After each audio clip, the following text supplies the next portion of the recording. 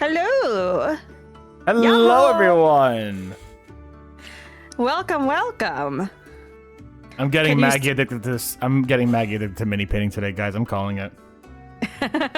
This is gonna be Maggie's gonna be like Steph. Listen, I like RPGs, but now I could only ever mini paint on stream again. So we're doing this every week after this. I guarantee you. That's a lie, but I hope to get her at least liking it. I think I'm gonna like it. This looks like fun. It is. Let me know how audio is as well. When somebody gets the chance. Fantastic. Okay. Yahoo! Yahoo! Hi, Brian. No, I might do. How you doing? One thing I realize is on my end, sometimes my Audio seems fine. Thank you. Sometimes on my end, it's like I don't give my guests enough audio, so I'm gonna record volume a wee bit. I think I have you raised up as much as I can raise you, but let me check. There we go. I'm just putting it to 150 instead of 100. Yeah, you are as high as you can go. You can certainly tell I've been doing CSS training. CSS, what's CSS? Your sciences? That CSS is used for web dev. It's what you use for like making your websites pretty. It's like C++, but the plus is not enough, so you put them into S's. It is like a programming thing. It's specifically like the part of websites that like determines like what color things appear as, like what kind of fonts, font size, how the website is formatted and such. I used to do a lot of CSS back in the LiveJournal days because I used to want my LiveJournal to be very customized, and they let you do that with LiveJournal. I used to do it back when I had a personal Tumblr, and then back in the MySpace days. I think that was HTML though. When I was like customizing everything. It goes along with HTML. CSS is the like the visual kind of component of HTML. Oh, okay. Well, hell yeah. Well, yeah. Anyways, we're starting. This was really funny, so I'm gonna start opening this guy up, but we're gonna be painting some termagants today and the Ripper Swarms alongside them. And the fun thing about these guys, and I think my favorite thing about these guys, specifically when I was like, "Hey Maggie, which ones do you want to paint? Do you want to do Space Marines? You want to do termagants?" And she's just like, "I like these dinosaurs," and I'm like, "Hell yeah. They are like kind of funky little dinosaurs, aren't they?"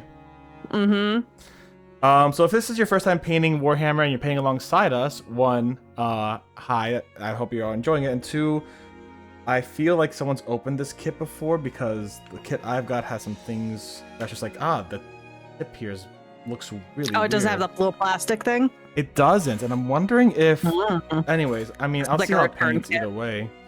But, so we're gonna be painting some termagants and Tyranids and all that kind of stuff, and yeah, we'll just build them together. The cool thing is, we'll start by building them, and the instructions are all in the back here.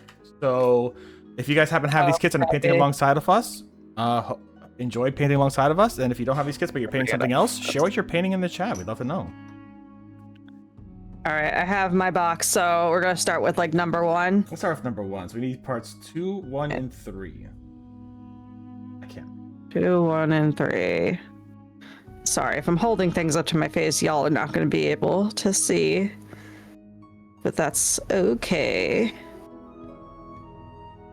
I will put them down. Where the hell are 2, 1, and 3? There's 3. I keep finding 3, but not... Oh, there's 2. And there's 1. Okay. Use my...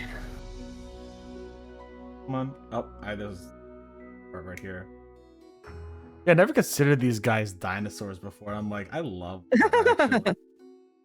You never considered that they're like raptors. They're biomass, terrifying little bastards. I love them. Oh. They're little bastards. They're Xenos meant to be eliminated by the Imperium of Man. So they're the bad guys. There is no good guy. there's no good guy in Warhammer. You know what? That makes sense for Warhammer. Yeah. But there is no good guy. So I'll say this: Warhammer. I find Warhammer to be very silly and fun. not a lot of people do. Some people get way too serious about this shit. As is in every fandom, to be fair, but like, this is it's one of those fandoms where it's like you have to be a little careful with who you're with. So to put 2 and 1 together, just line up these. Okay, I almost got my. Yeah, there we go. You have to be a little careful because if people take it too seriously, they're the wrong kind of person. You know what I'm saying? They're like the person that's like, oh yeah, the Empire had a point in Star Wars, and it's like, no.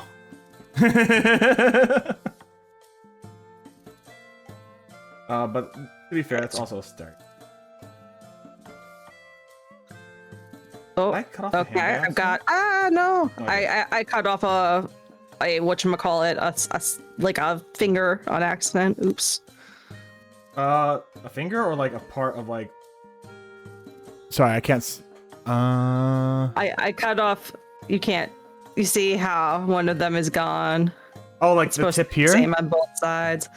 I think so. Yeah. So that's fine. That tip right up here, that is going to be put into another part later. So that's actually like a little thing. Oh. As long as you have a little glue, you can just glue it back together later, or you just position it away. But if it's just that tip, you'll be fine. Okay. Plus, you could always say it's battle damage. Yeah. Yeah, these guys were fighting. They were. He lost his finger in the war. Exactly, he lost his finger in the war. He's just replaceable little pingy. biomass. Actually, this seems kind of weird. Like, is it supposed to? Wait. This is supposed to what? Is it supposed to like? Hold on, let me turn him around. He's got like a hand and then like another hand floating. Yeah, so they have like 4 Okay. hands. Okay. What's gonna happen is you're gonna Oh, put I have in. to turn it. You're gonna There put we go. Now it looks right. Yeah, you're gonna put in turned piece it. 4 eventually, and that'll connect everything Okay. together. Oh, okay, I have to put in piece 4. Yeah. Do I do that now? Yeah. Okay. Piece 4 is the Let me next put in part. piece 4. So I've actually painted a few of these guys in the past. We are doing, I believe it's High Fleet Leviathan. I don't care too much about High Fleet Leviathan. Ooh, did I just break this one? A little. It's small. The push-ins can be small. This is gonna look like this guy. Yeah. I'm using pliers that like are a little too big for this. Yeah. It's all right. That's how it's gonna look. Yeah. Okay. I think I've almost got this. Just need to put this in. Nothing Oh, but how's- a little Tamiya extra thin. Oh yeah. Does this go into the... Oh, it goes across the front. Yeah.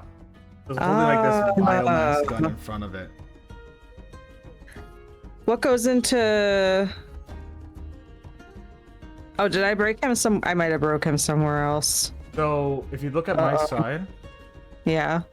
there's this area right here that has like that little extra tip that slides into the hole on this side. Yeah, I have I think I have it correct All for right, that perfect. part. He is holding the gun. Nice. No, what I'm not sure about is he still has a open hole on the Where at? his right side. So like when you're looking at him from above, this side, he's got a hole still. Bring him close And to it the looks- screen. Let me take a gander. Yeah. See Okay, I know what happened. So take off that what gun. happened. Okay. Just be a little careful because at this point we kind of stuck a minute. Gotta be a little mental. Yep. Got it out. Off on me. You're gonna want to take off both arms, and you're gonna want to try to set. Go on. On this side? The side that has all the arms? Oh wait, never mind. I guess I Or- can do it. So it's this part here that has a hole, right? Yeah.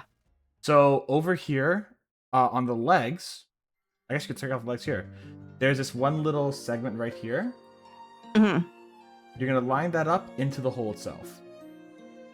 I think I broke it. Oh, you broke that piece off. I think I broke it. Okay, It's you could okay. yeah, you could just glue it back on. This guy, you know what? He's been in a lot of battles. Exactly. Space Marine just got to him. Yeah. Yeah, it's okay. I don't know what piece that was. That would be Oops. piece 2. No, I know. I'm just like I have like the little like bits and pieces here Oh, gotcha. that came off with the plastic nibs. I guess I just thought it was part of the nib. Ah, gotcha. Oh, well. Gotcha. He's got some battle damage. Hold on, man. Yeah. He's here. Doing Oh, right do I put him on the stand too? Yeah, if you want to. It makes it a little easier for me just to put on the stand, so I have something to hold them by that I'm not grabbing onto the painting set part all the time. Gotcha. Yeah. There's also, like, in the future, if you ever get into it, like, stands you could get that are like, there you go, you could hold it right like this. Ooh. Or you could literally just use cork and, like, sticky tack. Another way of doing it. Focus. Focus. Look at the lad! There he is. Hell yeah! Look at that lad! Both got one lad done. One lad. Should we continue to cut them out? Yeah, let's cut him out. Okay. So The I'll get my next guy. let's do 13, 14, 15, 16. Oh yeah, all these guys on the bottom. These are the rippers. Or, oh no, throw 6, 5, 6, 7, 8 makes more sense. Let's Alright, see. so 5, 6, 7, 8 then. 5, 6, 7, 8. Got a bunch of little alligator clips on wooden sticks I used. Yeah, that's valid.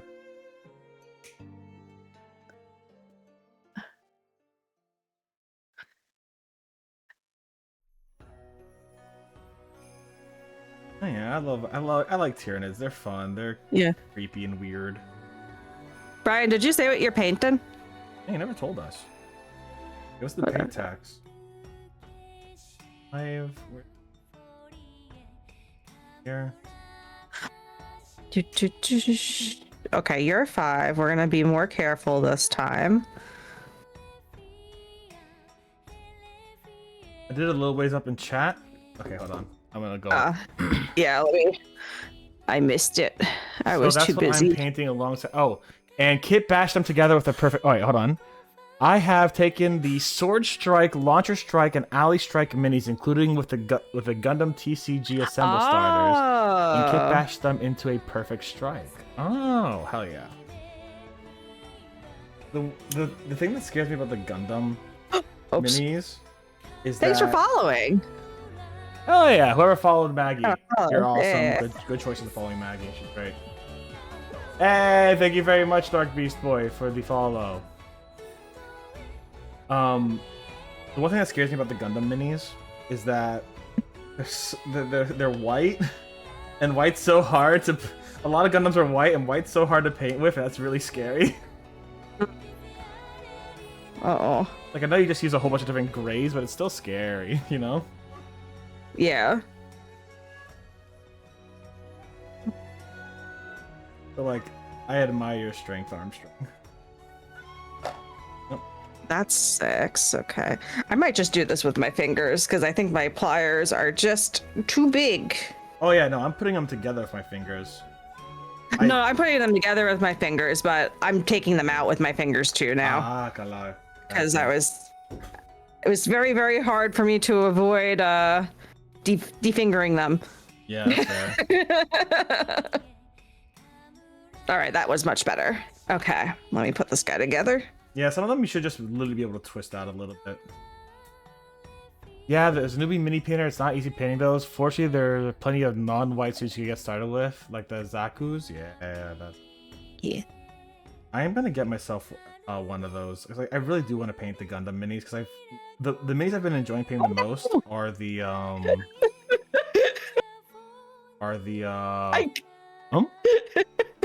got the gloves stuck in the finger. Oh no! Finger reveal! Oh no! Guys, finger reveal! In the least gruesome way. Cut the stream! Cut the stream! We can't have people knowing you have real fingers. I have a real thumb. No! We can't let them know! Maggie! They can't know I'm real. What will the VTubers think? All right, where does this one go? I think it goes Oh fuck here. no!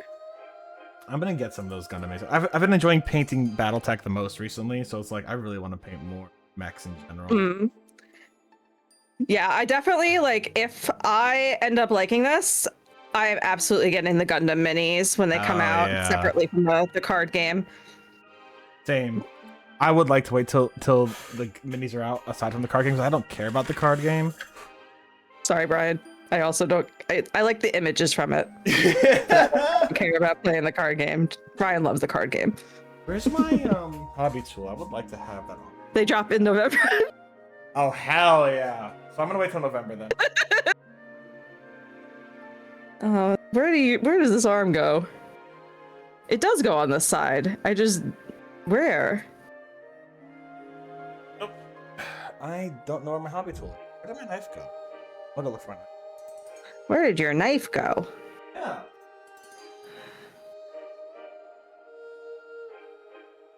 It's not a good thing to lose. It certainly isn't. I use that thing all the time. How do I get this arm in here? Sorry, you guys cannot see what I'm doing at all. No, we can't.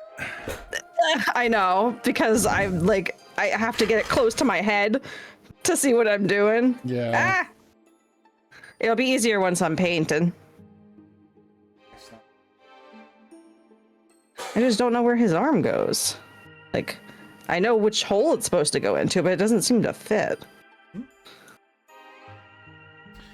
I'm putting my earphones on so I can band the search to other parts of my room. I'll be right back. Just hear me in the background at a far distance. Yeah. Like, oh, yes, I'm over here. I have this guy. I have him. And he... Focus. Focus, camera, focus. Focus. He doesn't want to focus. Oh, there we go. See, he's got a hole, and I've got an arm, and the arm has a hole, but it doesn't fit in the hole. It doesn't fit. Slide under my piece. Oh, it did not. Oh.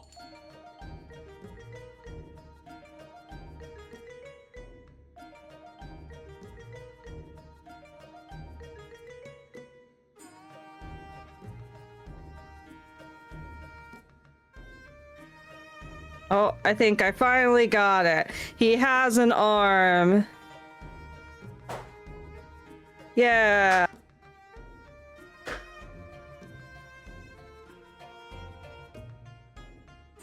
I know you mentioned the clippers before, right? But I just took the starter clippers because the wire cutters I started with the same way. But this didn't come with clippers. I have my regular. This is with like my power tools and such that I have. Okay, I'm back. I've used them for Gundams before and they've worked fine, but the Gundams have more space, I think, between the tabs and the actual what you're putting together, so it wasn't as big of a deal. Yeah. Okay. There we go. All right, second guy is together. Oh yeah, we both got our second guy together. Let's go. All right, let's get third guy together. Well, 13, 14, 15, 16. The tool's probably somewhere, and it's not in any place dangerous. You didn't find your knife? I did not. I do have a second. But it's like, I like that one. Where the hell did it go? Oh, yeah. Guess what? It was just under my Switch controller. It was here the whole time. More or less, yeah.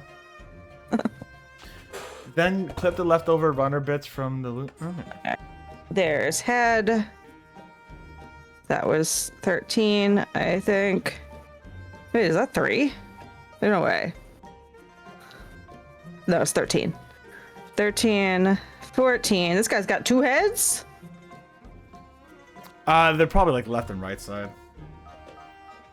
Ahead or something. Got 2 heads. And 15. Oh, you're doing. Oh, okay. We're going to the Ripper Swarms. Oh, those are just heads. That's what it appears to be. The Ripper Swarms are these tiny little like swarm guys in the game. I don't play Warhammer. I actually really just like painting them again. But in the game, what they do is they'll actually take incoming damage from other units instead of your units taking damage. So it's just kind of like a swarm of little guys. Oh, just a bunch of little guys. Okay, so 50. I shouldn't have bunched these all together because now I don't know which ones connect. I did the It same doesn't thing, matter. Don't worry. Not really. I don't think it does. I think they all probably just fit together. They're just little guys. Just little guys. Look, these guys are friends. They have their heads are like right next to each other. They were roommates. See, they're kissing like our chats. Oh yeah. If this would focus on them, yeah, they're together. Look, they're just like they're going along. They're giving each other a little smooch. Little smooch, just like Shadow and Sonic. Yes, just like Shadow and Sonic. Hello, Lovre. And if you do like mechs, I'm gonna have to. If you like mini painting, I'm gonna have to introduce you to BattleTech too. It's also a lot of mechs, so mechs and mini painting and all that stuff. You're gonna want to use the obviously the big. Yeah, these guys go on the big base with the 2 holes. Yeah, these guys aren't as friendly.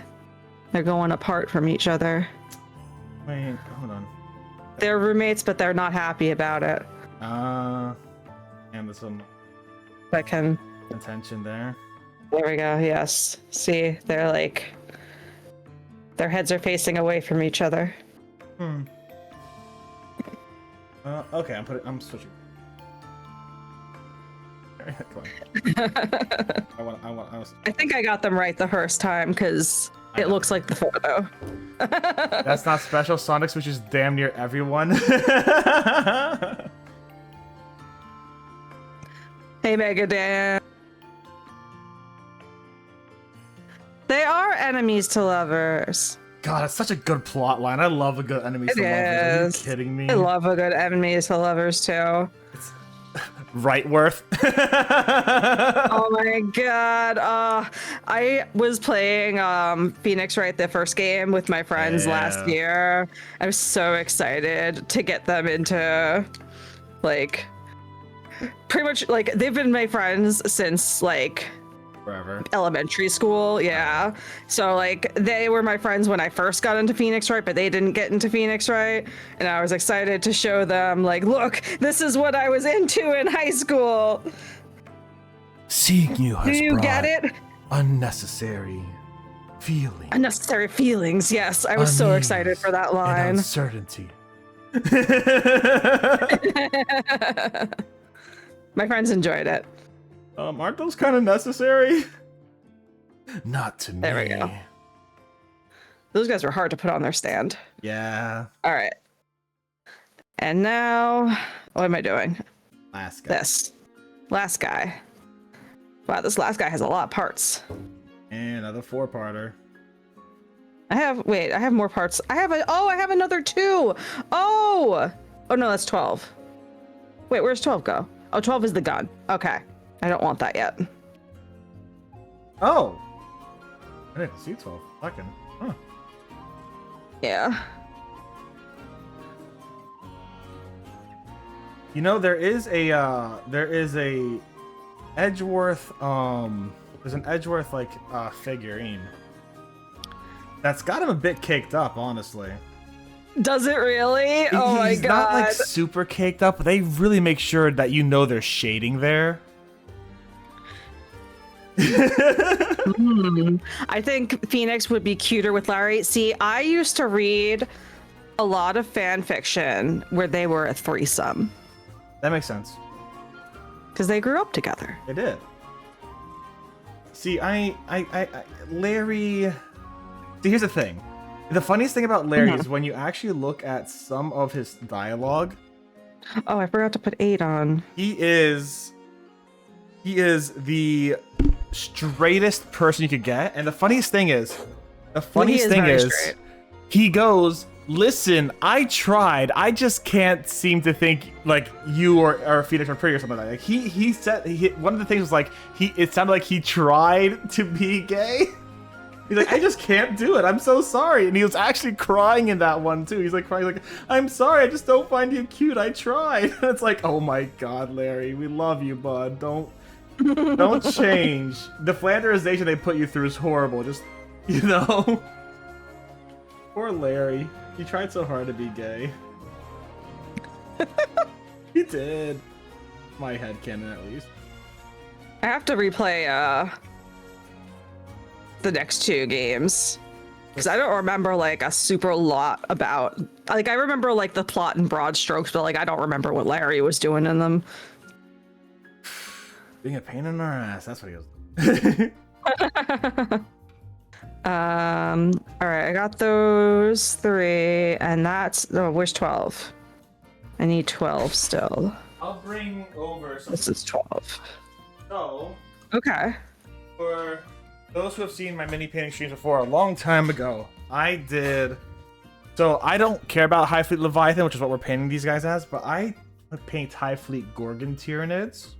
Ooh. So High Fleet Gorgon has a different color scheme with greens on the bottom. I use Urok Flesh here. I use Wraithbone, then I use a shader here. So this is the Termagants from them. I have about 15 of them painted. Not all of them are based. And these are the Rippers from them as well.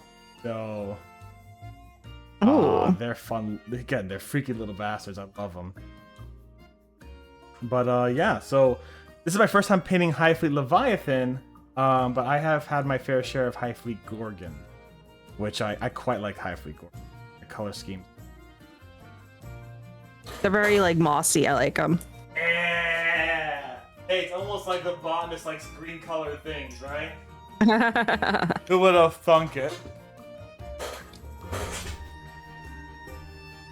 Why am I having such a hard time getting you on your stand, buddy?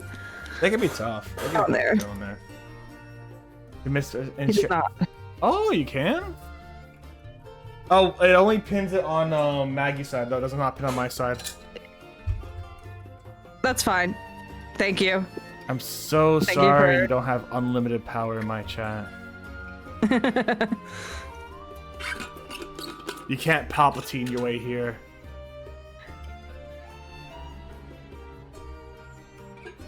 But yeah, we are raising money. We are. Do you wanna do the spiel? I will definitely do that. So, we are raising money for the National Network of Abortion Funds.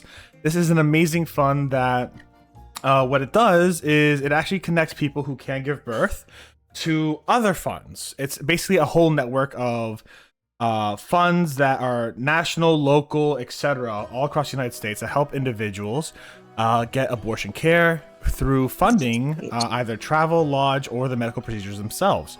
So this is a wonderful organization, and this is needed for a lot of individuals. Abortion is healthcare first and foremost, and secondly, some people are in a situation where having an abortion is going to be beneficial to them in other ways, including ways that I, as a man, cannot fully speak about from any form of experience, obviously. But it's very important to them. Some people are in horrible relationships that they can potentially be trapped by children, and sometimes having an abortion is the only way to get out of that. And obviously there are things like ectopic pregnancies, and just simply the fact that some people are not mentally healthy enough, and they know, hey, I would like a child in the future, but I can't have one now. And it's important that everyone has the option and the access and the rights to be able to obtain an abortion. And that's what this group does. It says, hey, you need an abortion, we're going to help you get funds to get one, whether you're traveling out of state to get one. And we're going to make sure you do it legally the best we can as well. So that's awesome. MDX, thank you very much for the dono. That was a $20 dono. Thank you very much. I have a few fun things on my side. I have an incentive that if you guys do want, I am doing a commission for these guys, Clan Cavalry Stars. These will all be painted. I'll be shipping them to you if you want them. $75 commission, because these guys are a lot of work, but they are a lot of fun. And yeah, shipping is included. So if you know anything about BattleTech, if you have your favorite BattleTech factions, Thank you, Megadan. Thank you, Megadan. Thank you. I really greatly appreciate that. And if you did redeem anything else that's on there, then now I have a few other things on there. Let me know so I can get. All right, who are we painting first? You're the guest. You tell us who your favorite little guy is. Oh, who's my favorite little guy? I like this one. I think this was the first one we did. Oh, he's not facing the right way. Yeah, that guy. That guy? All right. Yeah, so, that guy. What we're gonna do first, right? Now these brushes are. I'm gonna see if I can teeny get the tiny. other one. They are teeny tiny. So I'm gonna get the other one. Here's the thing. I have another one of these things.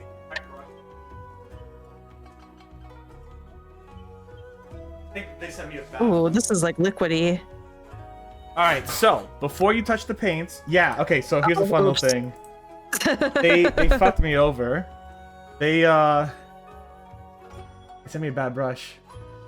Oh no. So I'm gonna get rid of this brush, and I'm gonna use the brush from the other one. So we're gonna start with Wraithbone. Now Wraithbone is a fun paint. I use it for a lot of things. This is gonna be used as a base layer. And now if you open it up, you can obviously see Wraithbone looks like dog shit. Yeah, it's very much not mixed. So do we have to mix it up? A lot, yeah. Okay. So we're gonna give Do these we guys just a good put up little the- shake. Okay, shake it.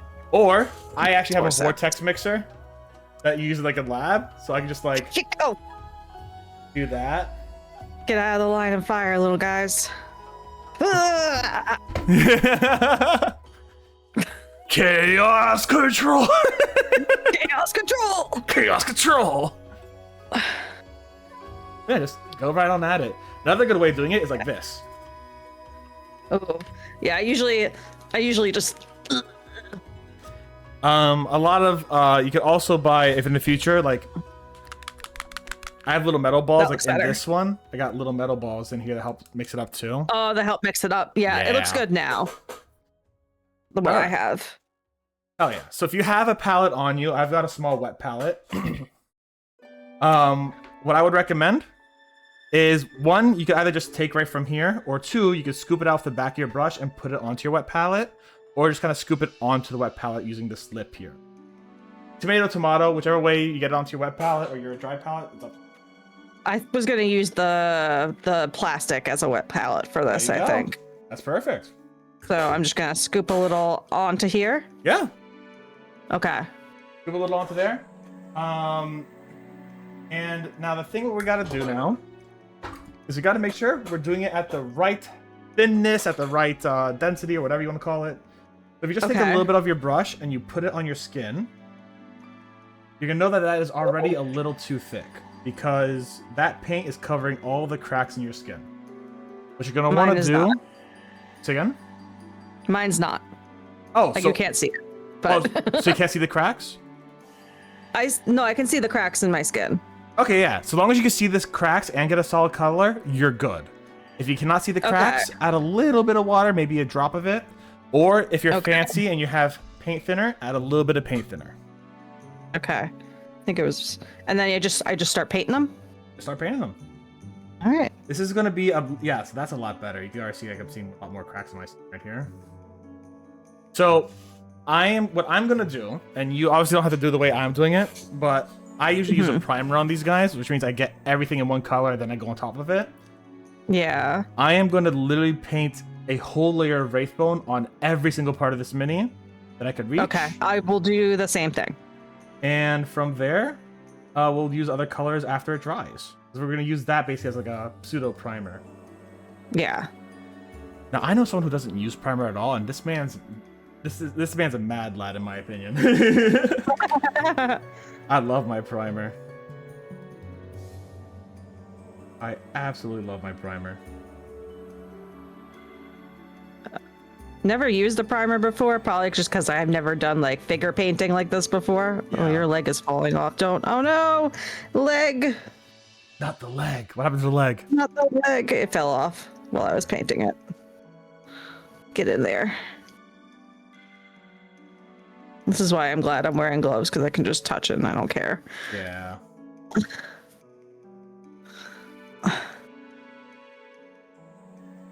Get in there. I believe in you. Okay. It's in there. It's in. I'm in.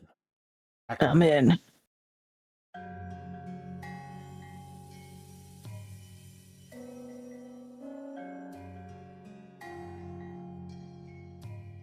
We're just gonna get everything a nice little layer of wraithbone. Getting the gooch is gonna be a little hard, but you'll be able to get it. The gooch? The gooch right in the middle of here. Oh, I thought you meant like behind. Like here. Oh yeah, you can reach it from there too. Yeah, I was reaching it from the other way.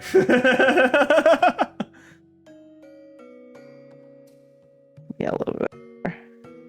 Get some more down here. It's actually a very nice purple that I've been. Yeah, I like the purple. I like purple. Purple's a good color. I like it. Yeah.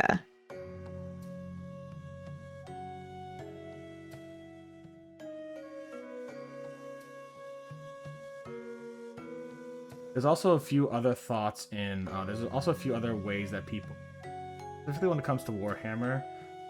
Warhammer comes in a lot of pieces, and a lot of people will actually elect to paint before they put the. That's what I thought we were gonna do. Yeah. I mean, that is one option we could do, but it's one of those where it's like, It's more of a pain. No, not at all. I kind of like that, but the whole point is just like, hey, this is your first mini. You're supposed to have fun and explore it more so than be like perfectionist about it your first time. You know what I'm saying? Ah. It's like, have fun, explore, That's see true. if you even like it to start with.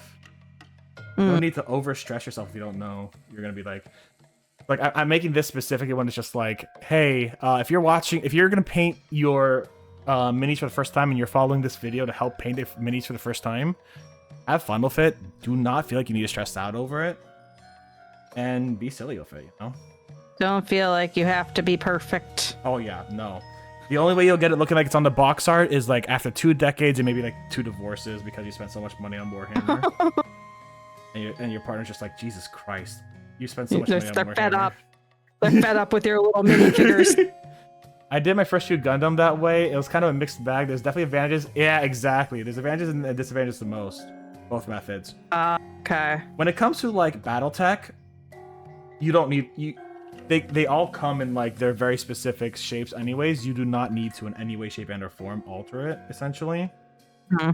Unless you're kit bashing, which kit bashing is a whole other thing and a whole other thing to do. But when it comes to Warhammer, because there are so many tiny pieces going around compared to like BattleTech, and I don't know what the Gundam ones are like, but potentially Gundam, it sometimes can be beneficial to do it piece by piece, or to have like you have the body here set together, then the arms separate. You do the arms separate, then you put the arms onto the body later. That's the one thing I'm noticing here is just like there's like a lot of little pieces with like a lot of like holes. Yeah. So you gotta like get into like all the little nooks and crannies once you put it together. Exactly.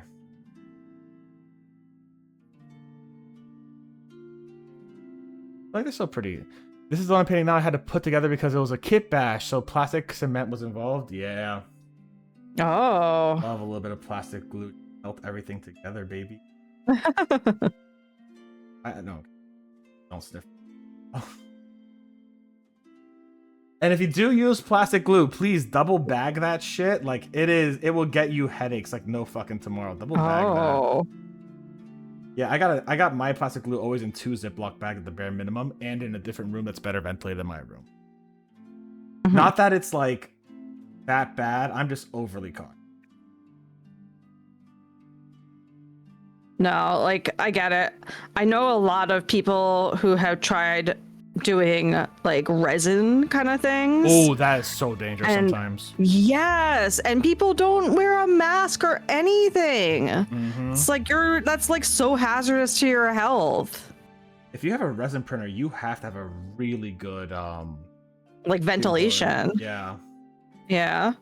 Yeah, it is so dangerous to breathe. And even if you're using green stuff, like I'll admit it, I don't have gloves for my green stuff, and I should. But I've used green stuff twice, and that's it. And it's just like I'm not using green stuff unless I have to, and I am getting gloves. I promise. But it's like what is green stuff? It's kind of like a epoxy resin that you can kind of like mix together with your hands. So it's like a blue kind of tack and a yellow tack. You mix them together and it makes like a green tack. And I've used it to repair minis that have been broken, as an example. A little hardened, but yeah. The fumes give me power. Megadad, no! Power, no! Megadad! Megadad, don't do it! But yeah, the Tamaya cement comes in a glass jar, and I haven't had any problems with fumes give me. That's good.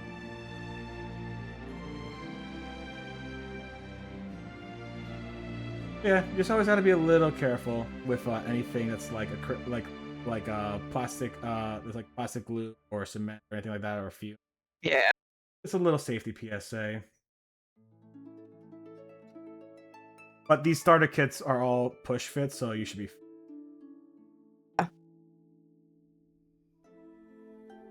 And once you're done with your first layer here, it's not going to look pretty. You're going to see a lot of that gray coming through, and that's a-okay. That's why you do 2 or 3 layers of paint.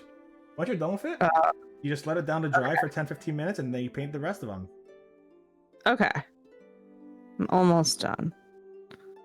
I might be a little overly thorough, but... That's fine. Like, I've gotten every piece I can see. Yeah. There's a few pieces like in the middle here that I probably should. This arm doesn't have anything. There we go. And then the sky, and then the tail could have a little bit more. Yeah. Okay. I think that guy's good. I'm gonna set him. Nice thing I found about acrylics is that they dry fast. They do dry fast. Let me show the camera what he looks like. Yeah. If the camera will focus on him. I know, right? Focus. Focus. He looks like a glowing blob. Come on, you can do it. Yeah. There we go.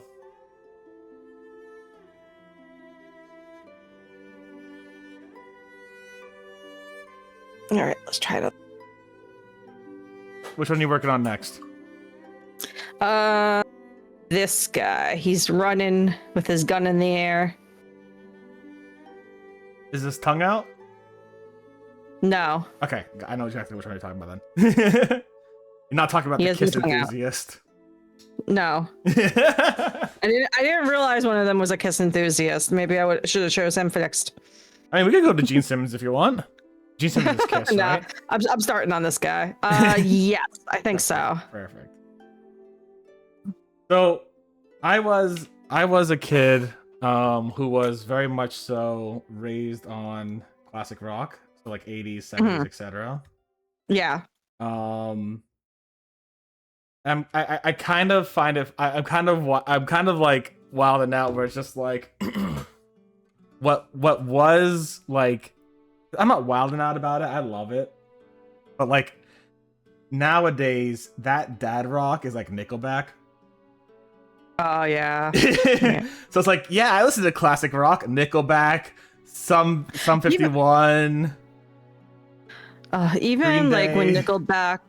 Green Day is good. I like Green Day. Oh yeah, 100%. I like them, but they are dad rock now. I guess so.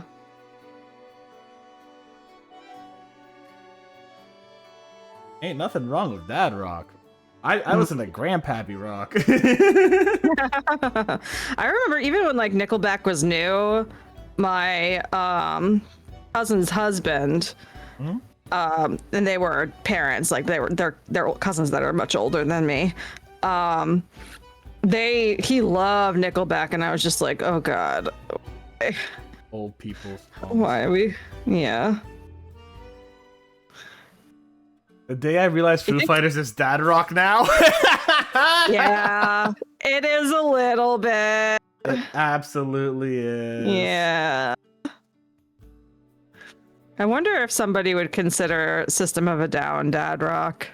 If it's from the if someone my age, mid-30s, well, I'm not mid-30s, I'm young 30s, listen to it as a kid, then yes, it's dad rock now. If dads have listened to it, then it's dad rock.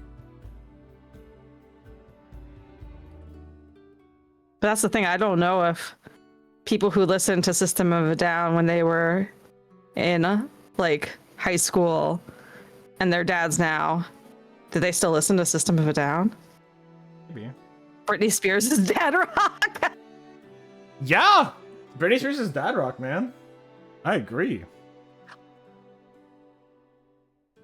System, yeah, it has the age and not the energy. That's what I'm feeling. That's a fair point. Yeah. I feel, and I don't know. I feel like if somebody still listens to System of a Down, they're pretty with it. Fair enough. I don't know.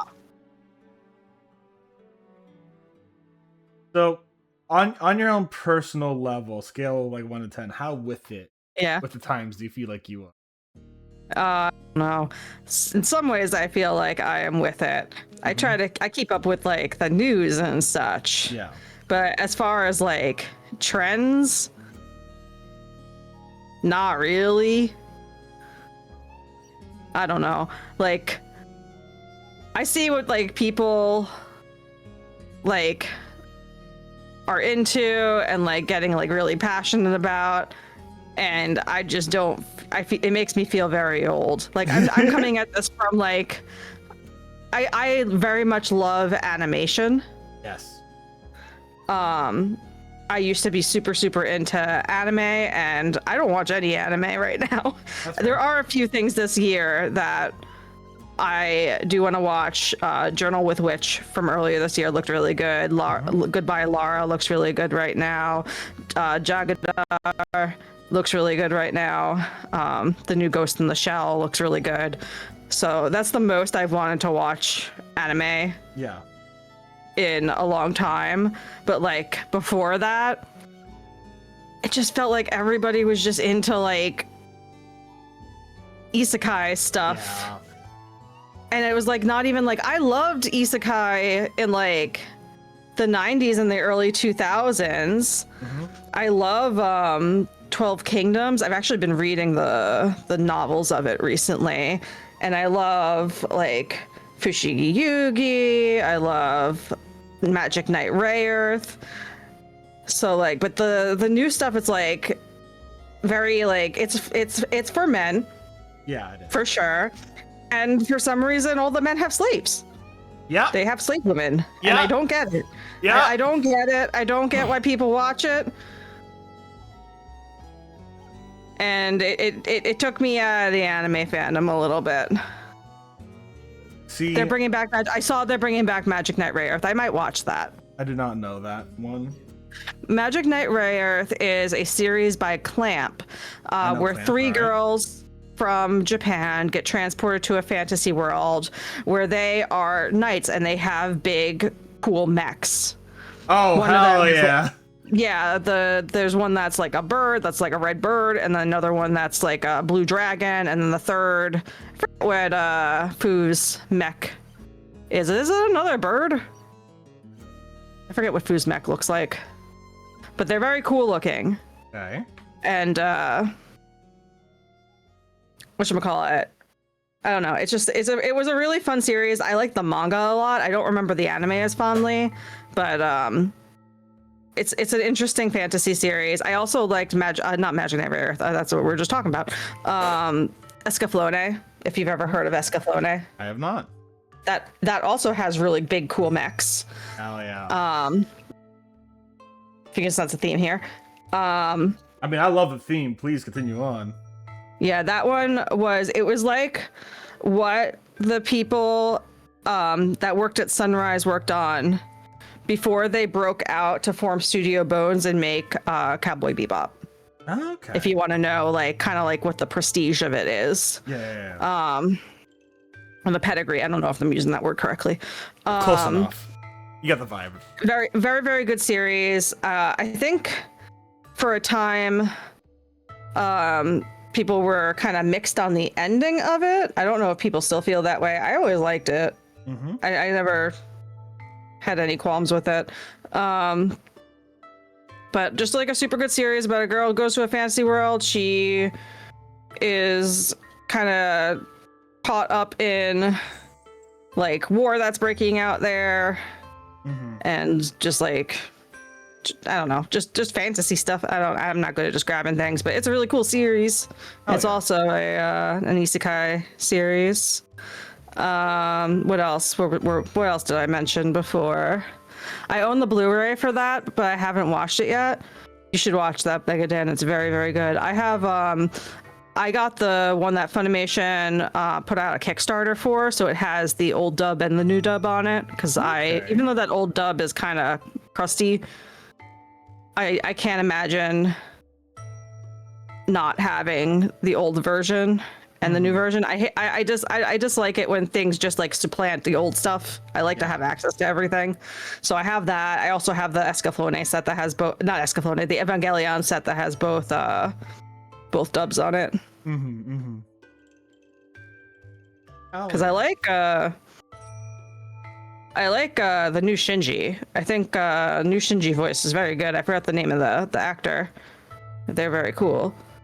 And there is. I think it was like a special edition that G Kids released that had both on it. And I have it. I still have my old DVDs too, because that set doesn't have the whatchamacallit, the extended editions of the last 4 episodes. So I have that too still, because I can't let it go. I mean, you gotta keep that shit. At that point, it's kind of like, it's art preservation, man. That's exactly how I feel about it. It's like, I can't get rid of this, because if I get rid of this, then like I won't have access to it anymore. Yep. Like I need to preserve it. I don't know. All art preservation, man. Yes, Casey Mangillo. I love their Shinji. See, for me, I thought they did a great job. For me, I liked anime as a kid, obviously, but my anime tastes were a little different. So, I definitely did like, I was more of a slice of life kind of guy.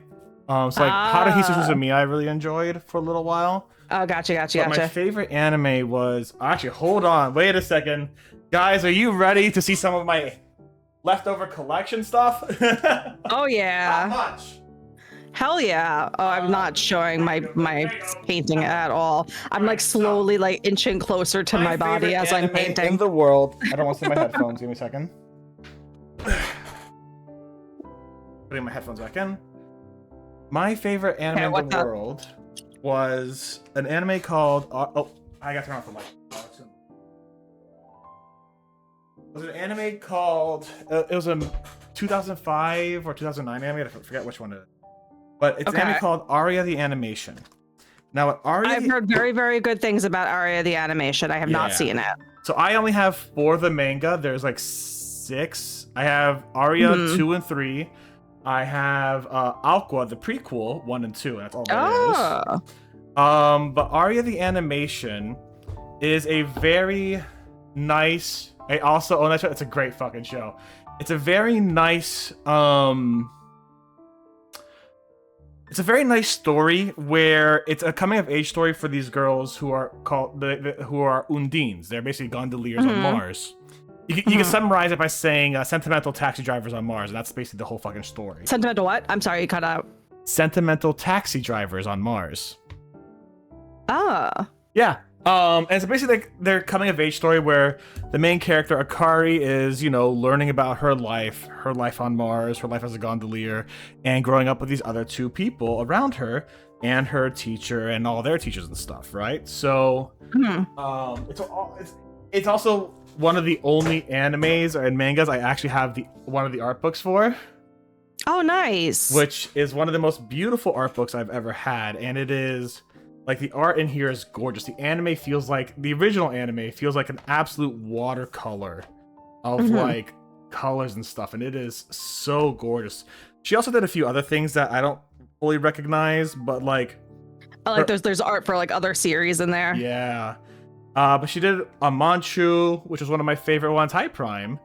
A Manchu actually got me to get my a Manchu is a prequel technically, which is all about scuba diving, and it got me to get my scuba diving license. Hilariously enough. Oh shit!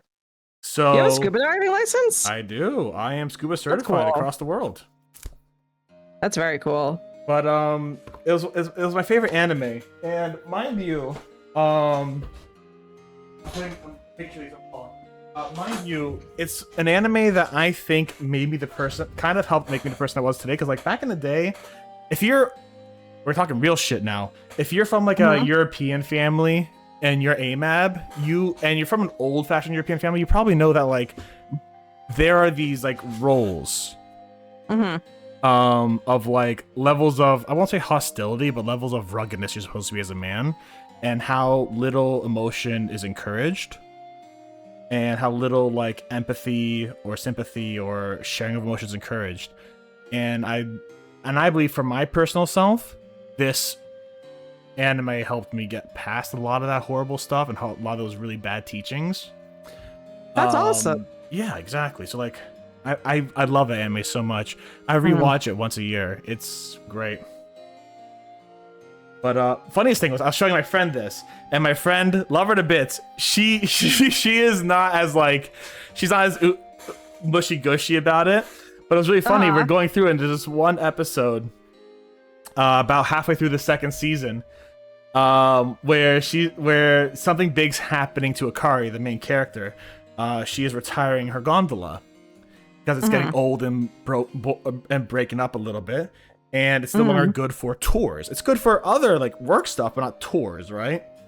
And by the way, I'm done with this guy, so I'm gonna put him down to the next one. Okay, I started on the little heads. Oh hell yeah! I'll start on those guys too, since you're doing that. And it's a whole story about her understanding her cycle of grief and losing a part of herself in a way, because that's been part of her professional career for years. And she's going through this whole cycle of grief of understanding and recognizing that she has lost this part of her, and it's a beautiful story. And as my friend's watching it, she's been stoic this entire time, you know. She's like, oh, this is cute and all that kind of stuff. I just kind of hear her sniffle on the side. I'm like, hey, I hear that. And she's like, I don't know what happened, but somewhere between the first episode and now, I started falling in love with this series. Yeah, I've heard it's a really good series. I've been wanting to watch that one. I always like it stood the test of time. If you ever need company, I love rewatching it. Just let me know. Oh, okay. But it's great. I love it. Yeah, the way you feel about that is kind of how I feel about like Fruits Basket. Like I read it in high school, and I feel like a lot of like who I have become as a person, I can trace back to like experiencing that series. Yeah. Have you ever watched or read Fruits Basket? I have not watched it. I have been recommended it because I know a few people who are exactly like that with Fruits Basket, in the same way that I am with Aria. Yeah, Fruits Basket. It's like about a girl. She starts out the series pretty much homeless. Her mother passed away several months before, and she didn't have anywhere. Like she went to go live with her uncle, but he was having like his house renovated, and she's like, oh yeah, I can stay with a friend, but she didn't actually stay with anybody. She didn't want to inconvenience anybody, so she was living in a tent in the woods, and she ends up finding out she's actually on the property of one of her classmates. And they invite her to live there with themselves, and like they have like it's like a family house. They have like a couple other people that end up living there. And the family has a secret where if they get hugged by someone of the opposite sex, they turn into an animal from the Chinese zodiac. Okay. So her classmate turns into the rat. His cousin who owns the house turns into the dog. Their other relative that ends up living there turns into a cat, which is like a kind of crux of a lot of the story is they're like double cursed. They're like they're not a part of the Chinese zodiac. They're part of like the legend that like the cat missed like the banquet. He got tricked or something. Yeah. Damn. And so that he has like a big complex about it, and a lot of the family members, like a lot of it ends up being like very much about like empathy, and a lot of the family members are like abused by the head of the family, and kind of getting through all that and breaking out of the cycle of abuse. Yeah, I can see why it's one of those for sure. Like, I mean, every anime and every like anime that has a message will resonate differently with different people. So like, for me, the reason why Arya resonated with me was because the story and the message I needed to hear was learning to be, you know, learning to, and I take this as a lesson to still learn today. I don't think we're ever done learning our lessons. You know what I'm saying? Yeah. My lesson is, you know, to try my best to find wonder in that world, and to be honest and open about my feelings in terms of like, you should be able to express to people that you love them. You should be able to express to people that they are important to you, that you find them to be important parts of your lives. It's one reason why, like, when I do have friends, I try to be honest and be like, yeah, you are a good friend, and I really appreciate you being here with me, yada yada.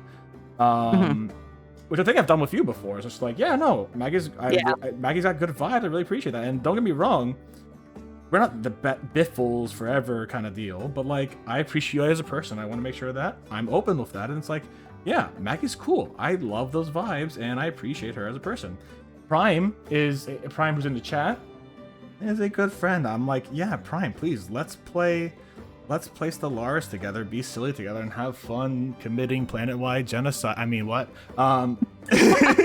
Stellaris is a wild game, man. So it's one of those where it's just like, you know, or my friend Joe, who's going to be on my stream tomorrow. He's a great guy. Ooh. And I want to make sure that the people I like and the people I love know that I like and love them, and that I want to be honest and open with them, because that's not something that a lot of, like, especially like the old Greek cultures are very big on. It's very big, like, you're a man. It's not something that a lot of cis men in general, yes, really like are comfortable doing. They're not comfortable being open with their emotions. So I really appreciate that you are conscientious of that and like to do that. Oh yeah, it's one of those. It's just like, I feel not obligated. I feel passionate about doing so because it's not a lot of things a lot of cis men are knowledgeable on, but like, and I'm so happy that Arya taught me that at a very young age, comparative, because like, I'm just thinking to myself, imagine if I'd gone past high school not getting that message, because that's entirely a possibility if I never watched Arya, you know what I'm saying? So yeah, I am very happy I got that message pretty early on, comparative. Also, I see you're done. Do you want me to give you the next part? No, I'm gonna wait for them to dry a little bit. I was actually going to pull up. I never showed any of my needle felting on stream. Oh yeah. I have this guy right here. This is a rat that I'm working on, or not a rat, it's a hamster I'm working on for my friend's birthday. This is Hamhausen, it's her hamster. I love it. He's very old, he's 3 years old, and he has cancer. He's not gonna be around much longer. So I'm making her, they usually die at 2. So really? She takes very good care of her pets. That's awesome. So I am making her a little needle felted Hamhausen for her birthday next week. I have to finish him. He has more gray on his butt. I had to ask her to send hamster butt pics so that I could finish him. So she probably knows that I'm making this, because why would anybody ask for pictures of your hamster's butt, you know? Because they're cute. I don't know. Also, I want to make sure that I address this real quick. Armstrong, solidarity, my man. Yeah. Fist bumping, solidarity. It's always a work in progress, and hey, keep up that strength. Keep up that strength. Yeah. Learn to love, learn empathy, all that kind of stuff. And well, obviously, but like I'm just showing some solidarity. I want to make sure I'm showing that solidarity. Yeah, you're a good dude, Brian. But yeah, continue on with the hamster butts, please. Oh, well, Megadad asked if what he's named after. I could not tell you why she named him Hamhausen. He's probably named after something that I don't recognize. So, but yeah, his name is Hamhausen. Yeah. And then do I have anything? Oh, I have my big wolf sweater here. Wolf sweater? I have to be careful not to get this in the paint. Wait, did you make an actual sweater? No, I didn't make. I needle felted on the sweater. But this is Awa from Malvea Sanctuary that I needle felted onto. Oh! Well, it's gonna be hard to get on this camera. Yeah, actually, I'm gonna take away the paint paint for a second. Yeah, I'm gonna take away the paint for a second so that you can show it off. I don't get it dirty. Oh, look at the little. Let me turn it around so that you guys can see it the right way. Oh. Yeah. So I put that onto a sweater. Is she into wrestling? Because there is a comedy wrestler named Danhausen. That might be what he's named after. I don't know that she's super into wrestling, but that sounds very familiar. Danhausen sounds like a very familiar name origin. So that might be it. Hell yeah. I can ask her. Just text her now. I can't text her right now. My phone is dying and being used currently for my tracking. But I will ask her and have an answer sometime next week. At least by next Wednesday, because I'm going to see her next Wednesday. Hell yeah. Yeah.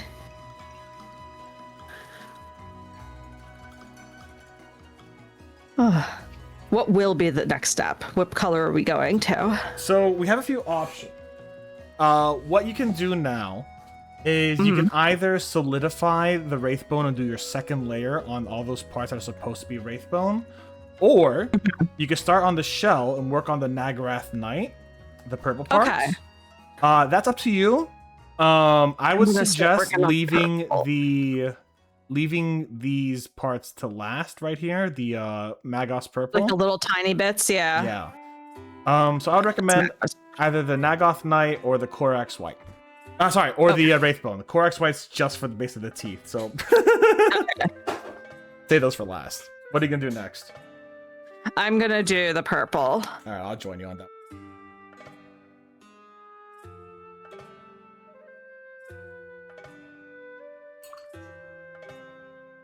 What happened to my Wraithbone? This is technically my second jar of Wraithbone. I have my box of paint. The whole point is exactly what is provided. That's the whole point. Yeah. I'll say this. I think comedy wrestlers are so funny. It's so silly. They are having so much fun, and I love it. Back in the day, like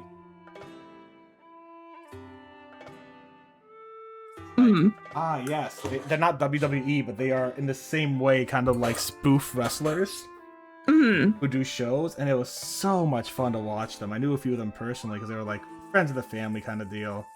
Yeah. And I think because I knew one of them, I was given access to visit I'm 99% sure, illegal big cat sanctuary. Oh, you've told me about this. Have I? Oh, I remember. Yeah, we got into talking about like unethical like zoos and such. Yeah. And I remember you talking to me about this, the big cat sanctuary. Yeah, it took me like a decade to realize it was probably illegal. Yeah, that's okay. Like, how would you know? Exactly. It's so fucking funny. They had a literal liger Like, oh, it's cute. Look Yeah, at that little that is definitely an illegal sanctuary. Yeah. Yeah, probably. I don't even know if it's. I don't know if it's still up, but it was really just like one of them where it's like, oh, Yeah. little Steph, that chicken wire that separated you and that tiger. You're so glad it held up. Literal chicken wire. Oh my god. Getting viewers.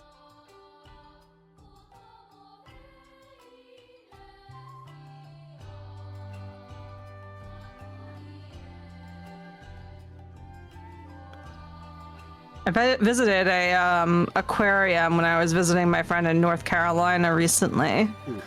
And it was an AZA. Come to visit me. I can't believe it. No, I'm kidding. it was by Charlotte. It wasn't near the coast. Yeah. No. But we went to an aquarium. It was an AZA certified aquarium. Nice, we love that. But it was weird because like the enclosures, like we noticed like all the plants were like fake in them. Ooh. And yeah, that's why I thought it was weird because like usually with like an aquarium kind of deal, you want like the tanks to be sustainable. Yeah. You want like, well, everything in there to be kind of like helping to maintain the tank like on its own. So you want like different like invertebrates in there. You want real plants. So we just thought it was very strange. And I wondering now like what the actual, because I've never looked them up for myself, like what the AZA like requirements are for aquarium. Because like I would think it would include that. My museum that I worked at was AZA. We had a lot of live stuff too. I do not remember what. I just know that I was pretty anal about them. I would be too if I worked in that kind of environment. Exactly. I want to have those animals to have like the best lives that they can. Exactly. Look, if they're relying on us for a solid life, it's our responsibility to give them the best we can. Yeah. All right, let's get this. I just found it interesting because the zoo that's near me is not AZA accredited, but it has like other like local accreditations, and they do have like live plants and everything in their enclosures. So it's just like, what's the difference here? It's a question. I'm not sure exactly what the accreditation requires. I have a friend who works in the thing. I could ask one day.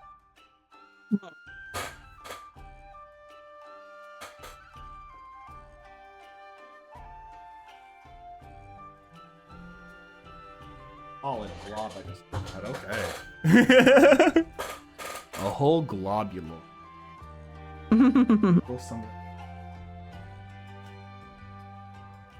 Don't know that I am detail oriented enough for this. That's too thin.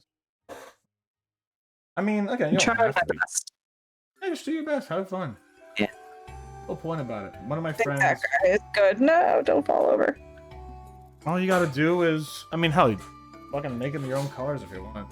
You know, but like. I could. If I had more colors. Oh yeah. But like, you know, enjoy yourself, have fun. You don't need to be. Yeah.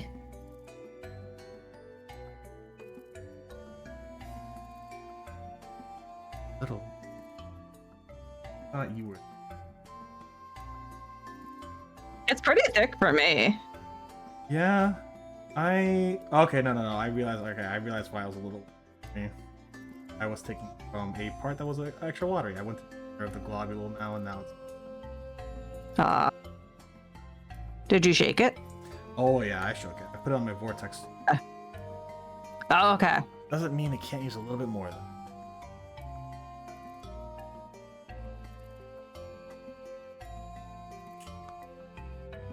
Probably use it.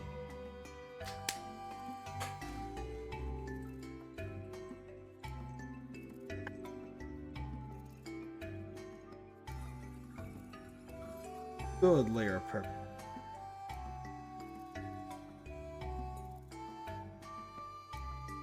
Got my special glass. can't. It. Being detailed oriented also means not worrying about exactly. It is a bit of a it's you know. There's something that I had to learn about when I was first starting mini painting, which was the 3-foot versus the 3-inch rule, right? So the 3-foot rule is if you're putting something on a tabletop, does it look good? Yeah? Alright, cool. If you're entering it in a specific detailed competition that is specifically requiring that you have canon details and all that shit, and you have one stroke off, is it bad? Then that's a 3-inch rule, you know what I'm saying? Like, how closely do you expect people to look at these? Are these just display pieces for your home? 3-foot rule, you know what I'm saying? Most of my minis are painted on the 3-foot rule, with a few exceptions. Well, with the exception that I always try to push my own boundaries and skill level, so I am always aiming to get better. So like, I'm never trying per se to specifically get the 3-inch rule, but I'm always trying just to a little better than I was last time. A little more detailed, yeah. Exactly. If you're just doing the 3-foot rule, if you're just making characters to put on the game board, have fun with it, be silly, and don't worry. You don't have to worry about those mistakes. If you're like me who wants to do better, and I try to do charity commissions. Yeah. Then I want to make sure that when people commission me, like someone they get something quality. Exactly, or as quality as I can give them. Yeah. I'm very open about the fact that I am, quote, tabletop plus. Zone tight. Did you sneeze? I did sneeze, and yeah. It might not have captured on the Discord. Fair enough. Bless you. Thank you. How do you say it in Italian? Salute. Okay, fair enough. That's all. We say yitzes in Greek. Yitzes.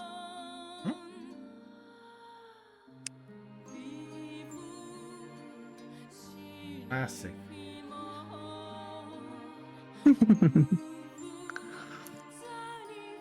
It's also a blessing of being a newbie. Pushing boundaries is easy, nowhere to go but up. Yeah, just like my Stardew Valley speedruns. Yeah. I'm a little further in my mini painting journey, shall we say? Yeah.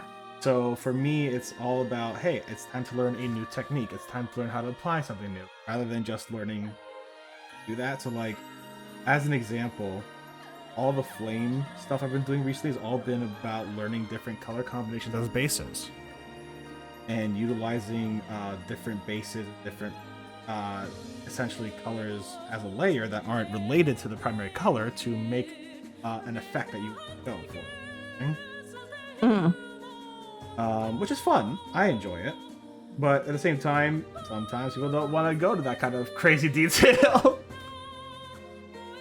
You know, some people don't care that, hey, using a pink base makes flames look really good.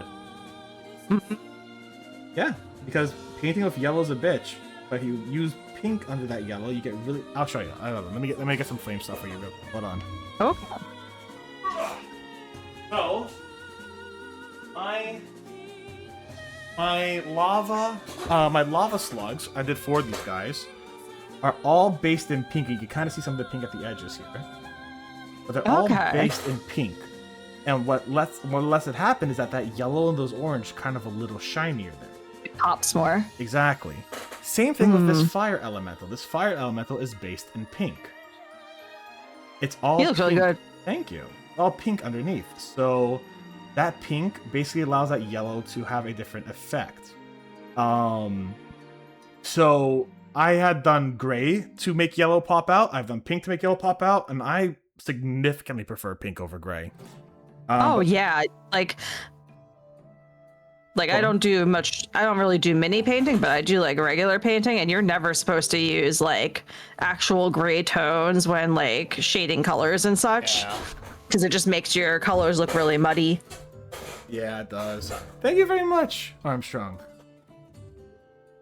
But yeah, it's one of those where it's just like, now I'm starting to learn a lot of the smaller stuff. It's like, here's where certain bits of color theory and how acrylics work specifically affect it, you know? Because acrylics are different from watercolors. Watercolors are terrifying. I'd never want to touch Mm-hmm. them. They're scary.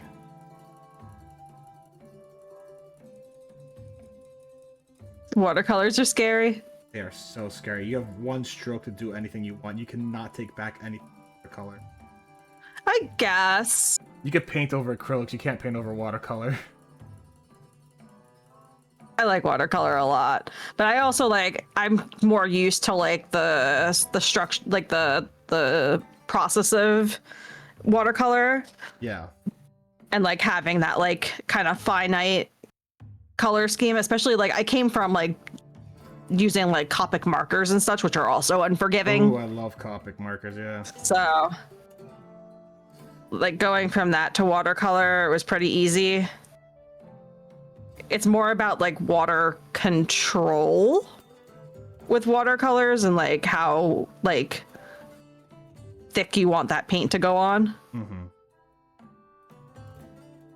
So at least the way I use it. Yeah. As an example, this is a fun little example of knowing how primer works. If you look at your minis right now, you'll probably see in some of these crevices on his back or on his head, there's little bits of white sticking out. Yeah, I've been trying to get those. If you use the black primer, it would just wouldn't be shade. matter. Exactly. Yeah. It would just look like little shaded parts. So it's one of the little things that like, it's like, oh yeah, you could do that. But at the same time, you know what this benefits?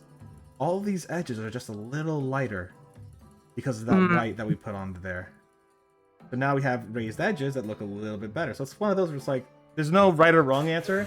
It's all about knowing the effect you want for the mini and how you want that effect exemplified. Mm-hmm.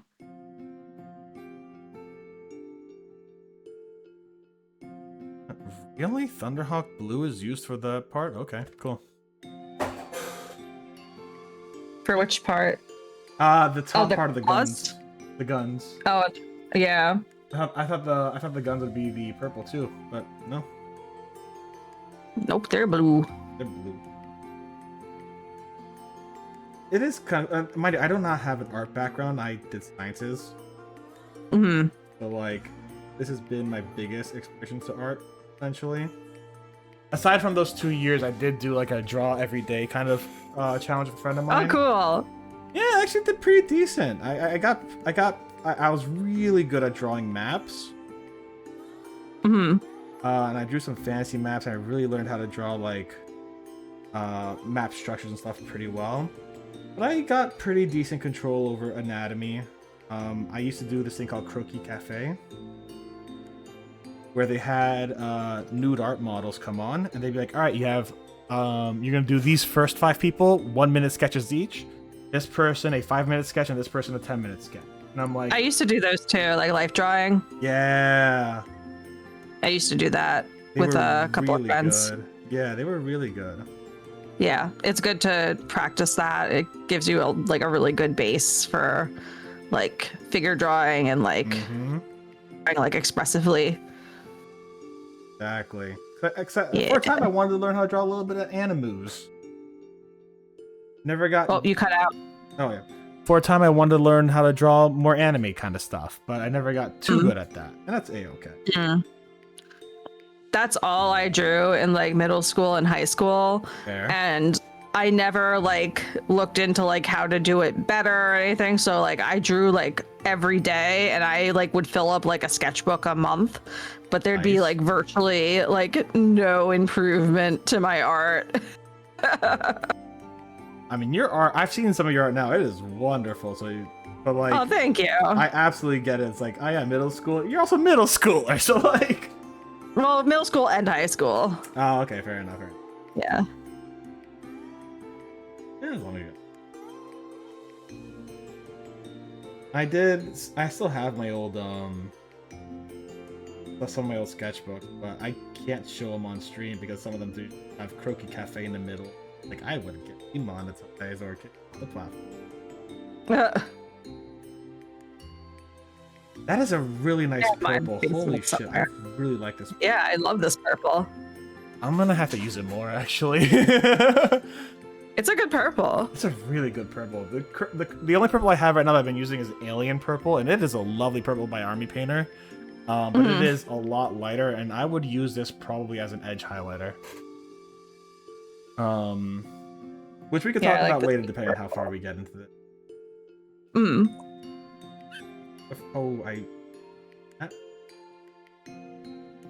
If we just undo it with a... Yeah, we can. Yeah, we can. The acrylic, if you mess up, you just get an empty brush and you just soak up that shit with a little bit of water. Oh. Yeah, so I got this whole white part. It's supposed to stay white, covered in purple. So I just wash off some water, dried it up, put a little drop here, and I'm just like soak it right back up in the brush and put it on the paper. You could really save a lot. Takes on your minis. I just learning how to use water on your brush. Paint.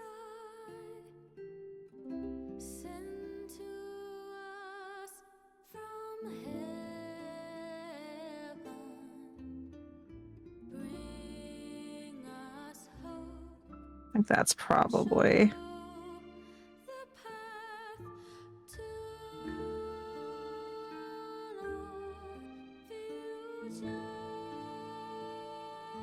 good. Yeah. Shining in the night, upon wings you'll fly, up from the dark, brightening the sky, just like the sun, our salvation, enlightened by you. Oh, sacred star, light our way.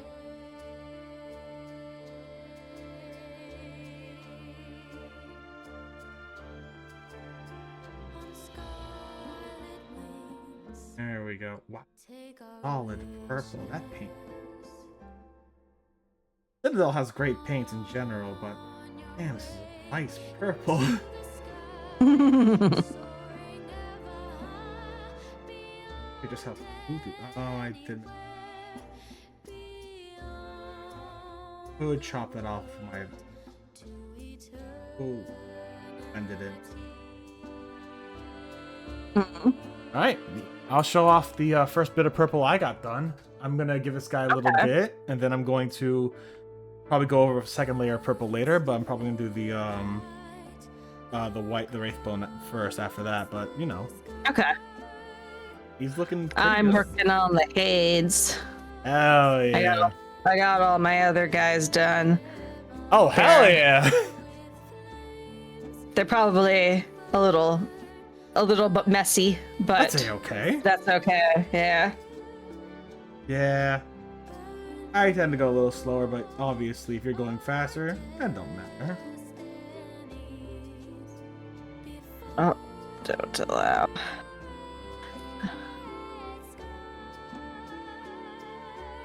This is why I say I'm not like detail oriented. I tend to paint kind of fast and sloppy. That's a-okay.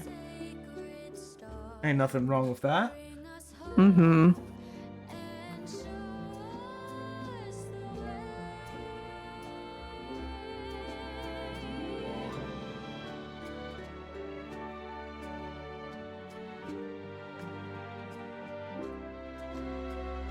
Do you feel like you're still hip, Botanist? Going back to that topic? Ooh, okay, so it depends. When it comes to... I'm gonna do a quick stretch and hydrate, so I highly recommend, if you haven't drank in a while, do yourself a drink. That is a good call. Have some water.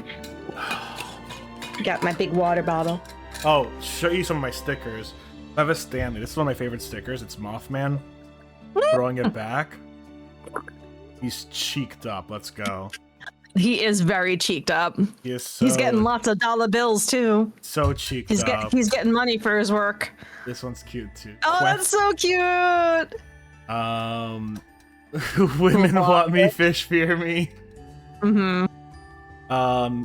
Physically thick, mentally sick is great. Mm-hmm. We love our trans astronaut here. Something and beyond astronaut.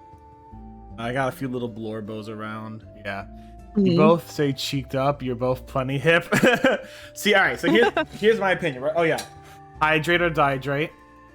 Anyways, I think especially when it comes to like political and social movements, I'm definitely hip in terms of Yeah. I do my best to stay on top of because I mean I'm 32 question mark 32 or 33 32. I know for a fact that okay wait I perceive the future to be more for the generation after me than more for myself. That makes sense. Mhm. That's not to say I don't have a future, obviously, but you know, I definitely see You that want- like The world is a better place for the people that come after you. exactly, and I try to see what they want most because like that's what I think the previous generation screwed up on was not recognizing that hey, your viewpoints are not immutable, not unchanging. Yeah. So, like, I recognize that in a couple of years, I'm probably gonna have to start rethinking some stuff too, because it's just like, hey, you were born in the 90s, you had a lot of XYZ, yada yada yada, so you need to change some of your thought form. Like, ah, okay. You know what? You've cut out again. Oh, you know what? Let me reconnect my Yeah. That's probably what it is. So 1 second on my end.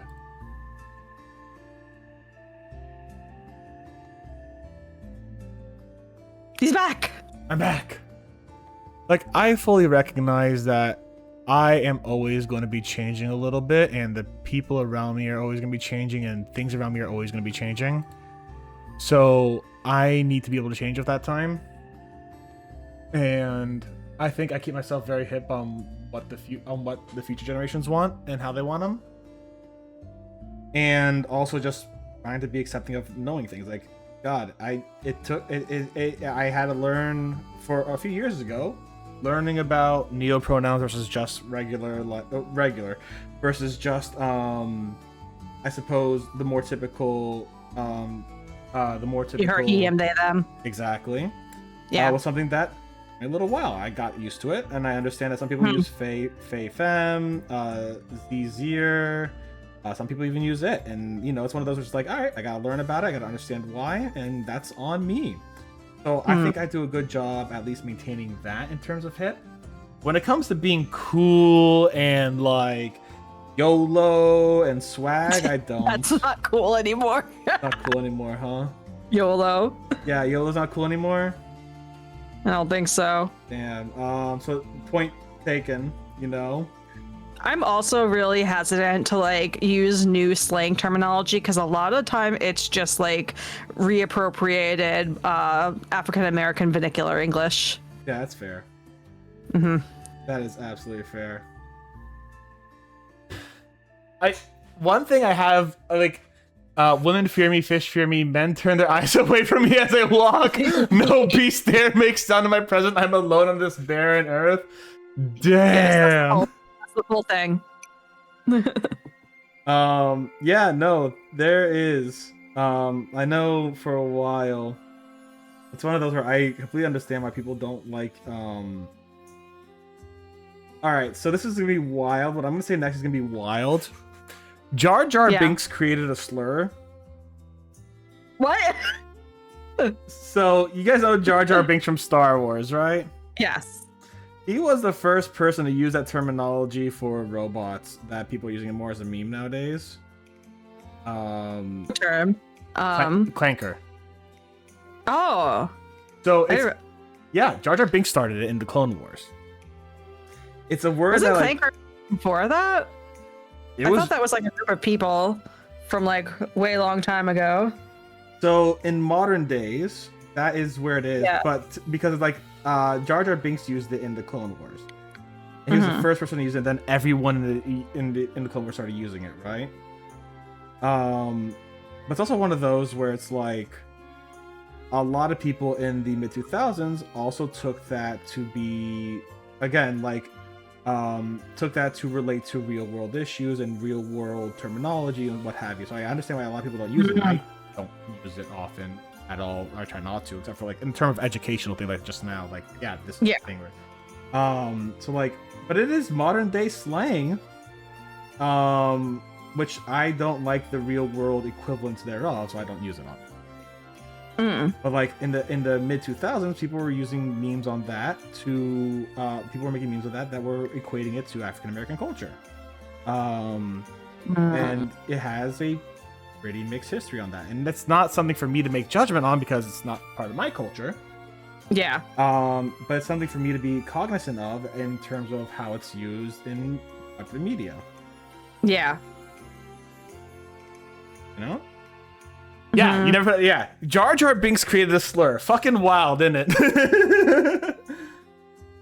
I always hated Jar Jar Binks. I mean, he is Darth Jar Jar, so he is a Dark Lord. Darth Jar. Have you never heard Is that theory? he? No. Okay, I'm not a big Star Wars person. that's fair. Yeah. Star Wars. So Jar Jar Binks. There's a whole theory that Jar Jar Binks was to be the equivalent thereof of like Darth Plagueis the Wise for a while, because George Lucas had said in an interview, "Oh yeah, Jar Jar Binks is the answer to everything." Jar Jar Binks kind of has moments where He was just memeing. Yeah, Jar Jar Binks has moments where he literally he literally takes down the whole droid army being goofy. He also, not to mention, in the comics, he literally had a moment where he seems to have used the Force to take a fucking lightsaber from a fallen Jedi and then slash up droids with it and then go, "Oh no, Misa dropped the lightsaber!" And then like fucking fly it around. But he fucking used the Force! So it's wild! Yeah, the original context was Jar Jar is the key, convincing the audience that the special effect. Oh, okay, got you. That makes sense. But like, there's also the fact that he was mouthing the same words Padme Amidala was, and people were like, okay, maybe he's using a little bit of a forced mind trick. Oh, he's jumping extra high as if he's using a forced jump. Oh, he moves in a way that suggests he uses the Force. He seems to have almost this precognition when he does fight in like the droid battles, where how to keep himself safe and how to do that kind of stuff. So it's one of those where it's like Jar Jar Binks has enough accidental things that happen that this silly character could have totally been made a fucking Sith Lord. But he's not. What if instead of bringing back Emperor Palpatine, they had brought back Jar Jar Binks Oh my god, I would fucking love as a that. Sith Lord Yes, please and in thank you. episode 6 Please or and whatever thank you. episode it was, 9. Yeah, I would have loved it more. I mean, Disney would have fucked it up, but I would have loved it more. Disney absolutely would have fucked it up. They did fuck it up. Oh yeah. I do not mind a story of like a fallen Jedi Master Luke, but like it does defeat the purpose of him being literally like the chosen one and him having learned from the past mistakes of the Jedi. I don't mind the story, but it does defeat all the other purposes of what he was. I really liked episode 8 because it showed Luke in a different light. Yeah. And it also I don't like the like kind of like what's the word I'm looking for? Like so much of that legacy is within the same family. Yeah. So I liked that it did not seem that way at that point that like say Rey was going to be in any way related. Yeah. So I don't know. I like the direction they were going in that like the Skywalkers are not infallible. Yep. And there are other people there to take up the mantle. Yep. I agree with that. Yeah. I loved it when Rey was just a nobody and not a fucking me too. Palpatine. Like, come on. I think the worst thing they did was having a Chosen One story. We can pick that up with fucking. I agree. With fucking George Lucas. Yeah. I also don't like that it's a Chosen One story. I don't mind it for the sole reason that they kind of subverted it a little bit with Luke. Luke's not the chosen. Oh, Anakin was always the chosen one. And the Chosen One obviously failed at his job to start with. So then, Leia and Luke then got the it then got like, I suppose, the spiritual access to therefore being the chosen one, if that makes sense. And I could kind of appreciate that as a story of failure and redemption through family. But ended at episode 6 of Luke Skywalker. That was perfect. Yeah. That's all we needed. That's all we needed. I get that. Oh, my headphones fell off again. God damn it, hold on. All right, I'm back. But no, I was always a huge fan of Star Wars. I think the best writing for a Star Wars villain ever was Knights of the Old Republic 2 with Darth Traya. And the reason why I don't want a remake of the Knights of the Old Republic series is I think they would fuck up everything in it, and I think the new ones will be. The message that anyone can be Spider-Man? Yeah, exactly. The funny thing is that people don't get like the Last Jedi thing. Like, if you can... Yeah, exactly. Anyone can be Spider-Man. Funny thing is that people didn't like the Last Jedi's thing as a hero can come from anywhere, but my knowledge, no one minded that with Into the Spider-Verse. Yeah, exactly. People, here's the thing. Star Wars fans are unfortunately some of the most toxic fans out there. They can be, yeah. And they are rabid for, like, Legends Luke, right? Legends Luke was this paragon of light who, you know, took down the, alongside literally teaming up with the Sith to take down the Yuzhong Vong invasion, as an example. He was like the best thing that ever happened, fixed all the mistakes of the Old Republic, and yada yada yada, right? He was God's special little boy, you know. Oh, I lost your video at some point. Why does it keep disappearing on me? No, that's when I disconnected. Did I not share it again? No, you didn't. Hold on, let me share it again. My bad. No, it's okay. It says I'm streaming. To me? Yeah. In Discord? Yeah. Why don't I see it? Oh, there it is. I have to watch it. Okay, yeah, there we go. And pop out. I never understood the whole, how does Rey know how to use the Force without training? Like, dude, Kyle could... Yeah, exactly. The fact is, the Force... I hate to say it, the Force just works in mysterious ways, baby. Yeah, the best antagonist ever written was Kreia from Knights of the Old Republic 2, and her whole thing was wanting to destroy the Force because she believes the Force is taking away the free will of living beings. And she's not wrong. But that would have been a galactic genocide of about 90% of all living things. That would have been a little much. Would have been a little much, Kreia. But hilariously, she does prove that yes, indeed, her predictions, like she gives you like these whole future predictions. They talk about the original trilogy. Kreia does. This is in the game? This is a game, yeah. It's a game that takes place 3,000 years before the original trilogy. Okay. And she basically predicts the parts of the original trilogy, very overtly in the game. And it's just like, yeah, she can see the future. She literally is showing you how the Force literally doesn't give anyone in this like galaxy a real choice in how to live or how to like survive. So like her whole goal is that she wants to destroy the Force, and she wants to use you, an exile who learned how to live without the Force, to do that. And it's really cool because like there's this whole portion of the game where you get the Jedi Masters together and stuff, and she gives them a choice: either live without the Force or die. She would not kill them; she would just separate their connection from the Force. And every Jedi Master died because they were so reliant on the Force. Exactly. The hypocrisy of Kreia is that she is extensively reliant on the Force too. She's blind and only sees through the Force. She is also a former Jedi Master, and she relies on the Force to destroy the Force. It's hilarious. So she's a level of hypocrisy because a lot of what she does is only because she has access to the Force. But she is also like the only character in Star Wars who has ever once thought of the Force critically, in my opinion.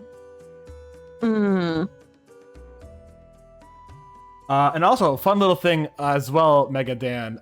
Star Killer, Force Unleashed. Everyone was perfectly fine with him just being able to fucking take down a Star Destroyer from goddamn space, but like, no. Rey can't shoot lightning out of her hands.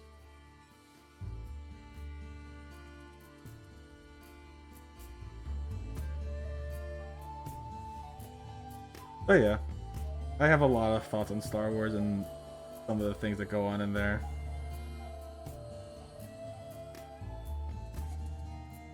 One last thought on Star Wars for me. Ooh, let's hear it. Let's hear it. Let's hear it. Let's hear it. Go for it, Brian. I love to hear it.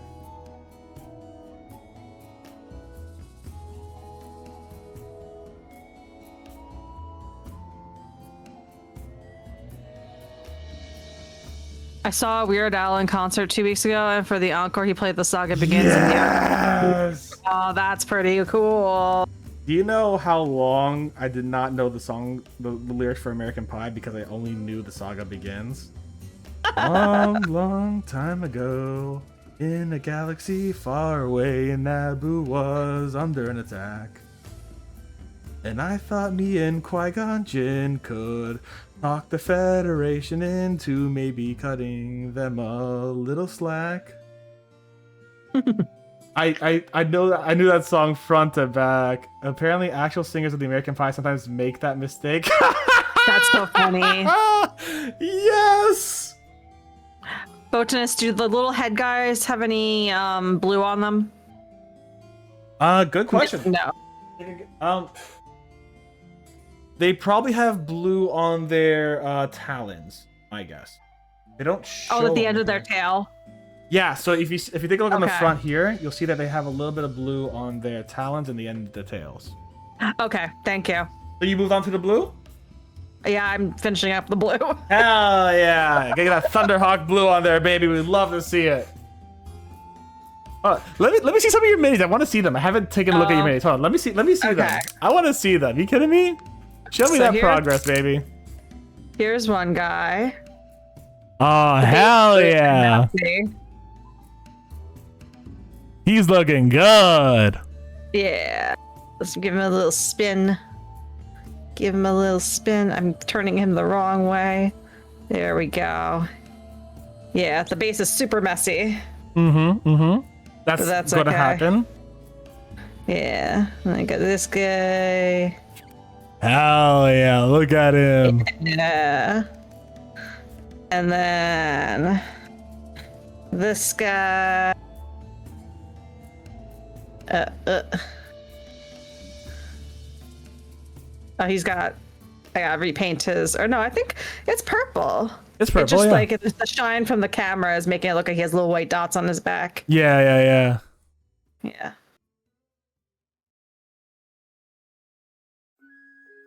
Yeah. Looking great. Thank you. These are some really nice termagants you got going on. Thank you. How are yours looking? So nowhere near as done as yours, but nice, slow and steady. We are getting some pieces getting ready to go. Very nice. I haven't gotten my second layer of Wraithbone on there yet, but little by little, we're gonna get that going. After we get that second layer of Wraithbone on, I'm gonna get a second layer of the purple on, and after that, we're gonna start working on the blues and the contrast paint. Cool. Hi, Winter. Oh hell yeah! Redeemed He Walk. Did He Walk not play? That's weird. If He Walk did not play, that's a little weird. I'll do that again. You be lurking again? Hell yeah. I don't think He Walk played. Let me do that real quick. Commands. He Walk. Where He Walk? Moto Dragon and.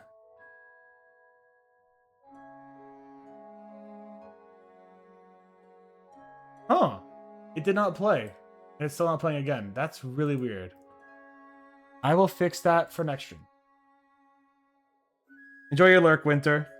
We got Maggie here. Go give Maggie some love of a follow as well if you'd like. She's Hello. awesome. Nice to meet you. Maggie's good vibes. I am painting little dragon heads. Yeah.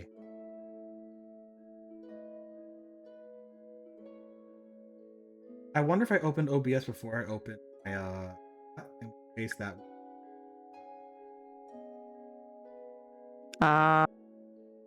I am looking into redoing like a lot of my setup soon. Ooh, I see. Why is that? because there is a new VTuber tool that's coming out that's going to make it more centralized to do like certain things to my avatar, like the throwing system. I could do other things with it too. So I could add more kind of alert types to it. I can throw And then termagants at you? maybe. And then I'm trying to move away from stream elements Yes. Yeah. because stream elements is questionably Oh. around. So I want to move. I have my current chat set up through stream elements, Yeah. and I switched over my alerts already to just Twitch alerts. But I have to switch over my chat, so I'm looking to figure that out in the near future. I switched over most things to mix it up. Yeah, I have mix it up for like the chat itself, Yeah. but I have to get and for like my bots and such, but I have to make the coding for the chat, put Yeah. that into mix it up so I can just use mix it up for that. Yeah, I got you. Yeah.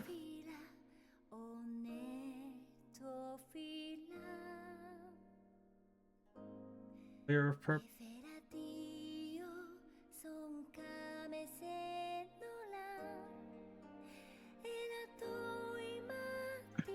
I'm trying to keep myself in view of the camera. Oh yeah, no, that is. You know how many of my old and how many of my old ones it's just like, yes, my minis over here, and it's just like, yeah, here we go. Yeah, This is nobody can literally see my them. stream right here. God, Yeah. it's so many of my old ones. It took me so long to find Yeah. I don't think you can see it anymore, but I used to have a white X painted on there. It's like I know where exactly to put on my That's smart. Yeah, but then the thing is, my arm and my arm for my phone, because I use my phone to take the video. Sometimes Yeah. changes position, so it's like, shit. Okay, well, cool. I have my webcam set up where I usually have my phone for the VTuber. Yeah. And I have it just like rubber banded to the little arm that usually holds my phone. Yeah. Facing downward. Hey, you gotta do what you gotta do, man. Yeah. It's a very scuffed little setup we've got going on right here. We love scuff. That's how you stream, baby. Yes, you never get rid of scuff. It's always a part of the streaming process. I'm painting my nails in. Oh, I never paint my nails. I had thought about going to get like a manicure before I went to visit my friend in North Carolina, and I ended up not doing it. But like the thing is, I always end up picking it off, and it always ends up rubbing off really quick anyway because I do a lot of work outside. So that's why I wear the gloves too, because my nails look terrible because they're all chipped and such. So I don't want people to see them. I have plenty of cuts and stuff all around my hands. 'Cause, Yeah. like, I work outdoors too. Like, I have some dirt under my fingernails still. Just because I work outdoors, I do a lot of outdoor stuff, and I work my hands a lot. But like every once in a while, I just like painting my nails. I think it looks pretty, and it's like, hell Yeah. yeah. I love painted Will it get nails. ruined in like 10 minutes at work? Yes. Will I still feel pretty? Yes. I also at Pride I got this nice little like white nail polish. So what I'm gonna do is I'm gonna put like purple, white, and then black for the asexual colors. Nice. And that'll be fun. I love it. Yeah. I also have a nice purple nail polish too, which is really nice. My coworker Where are let me these borrow one of colors? hers. It was way too. I don't want. What is this? I don't know what the yellow is used for. What yellow? Armageddon dust. I don't even see where it is on The this base. photo. Oh, you paint the base. Paint the I'm base. probably not Yep, going to do that's- that tonight. Really? I don't know. Yeah, fair enough. I mean, well, we've got like another hour here. I don't know how long you plan on streaming. Yeah. I'm going to like 10. Yeah, I was going to go to like 10. Maybe No. I'll paint the base. Yeah, you might get at least a part of it. you're zooming on by. I don't. I know I'm not getting there. All right. I don't know if I'm gonna do the teeth either. Like it's hard to do the teeth like when Yeah. I'm streaming because I have to like stay over here and I really want to be like right up next to my face to do them. Hey, So, Armstrong, I got one hobby knife cut here that still bothers me. It's still like raised up. I swear like there has to be metal in there, but at the same time like I put magnets on there. It's just a scar that's a little raised up. But I got that from hobby knifing. Yeah. I did that live on stream too, baby. Oh. That's fine. I got a really bad cut from washing a baking thing after I was finished with it because what was it? It was like a cookie cutter thing and it was really sharp. And I like when I was washing it, I like squeezed it and I didn't realize I was squeezing the like sharp side of it and I cut right into my hand. I have Pretty a bad. scar on my pinky. You can see it pretty cool. Oh, yeah, you can see it. It's right here where I'm pointing with my index finger. Yeah. That scar, I got it when I was a teen, and I was using a knife to whittle away at some stuff, and my mother said, don't use that knife, use this knife, and she gave me like a really shitty like multi-tool that didn't have a lock on it. So the knife closed on my finger, and I still can't feel anything right here. Oh no! It like got the nerve. Oh gosh! I should have gone to the emergency room. I'll put it like that, but I just put a band-aid on it. Once when I was a kid, my mom closed the roof of the car on my head on accident. No. Like I was leaned over and I was bleeding from my head. We did not go to the hospital. And that's how I am the way I am today. Maggie's first concussion. Yes. And I jabbed my palm with the wire cutters. Oh no. Ew. Using gliders to cut the parts out? Yeah, that's rough. I have also, since getting into needle felting, stabbed myself in the finger a lot. I mean, yeah, it's needle felting. But yeah, exactly. And it's not that bad. No.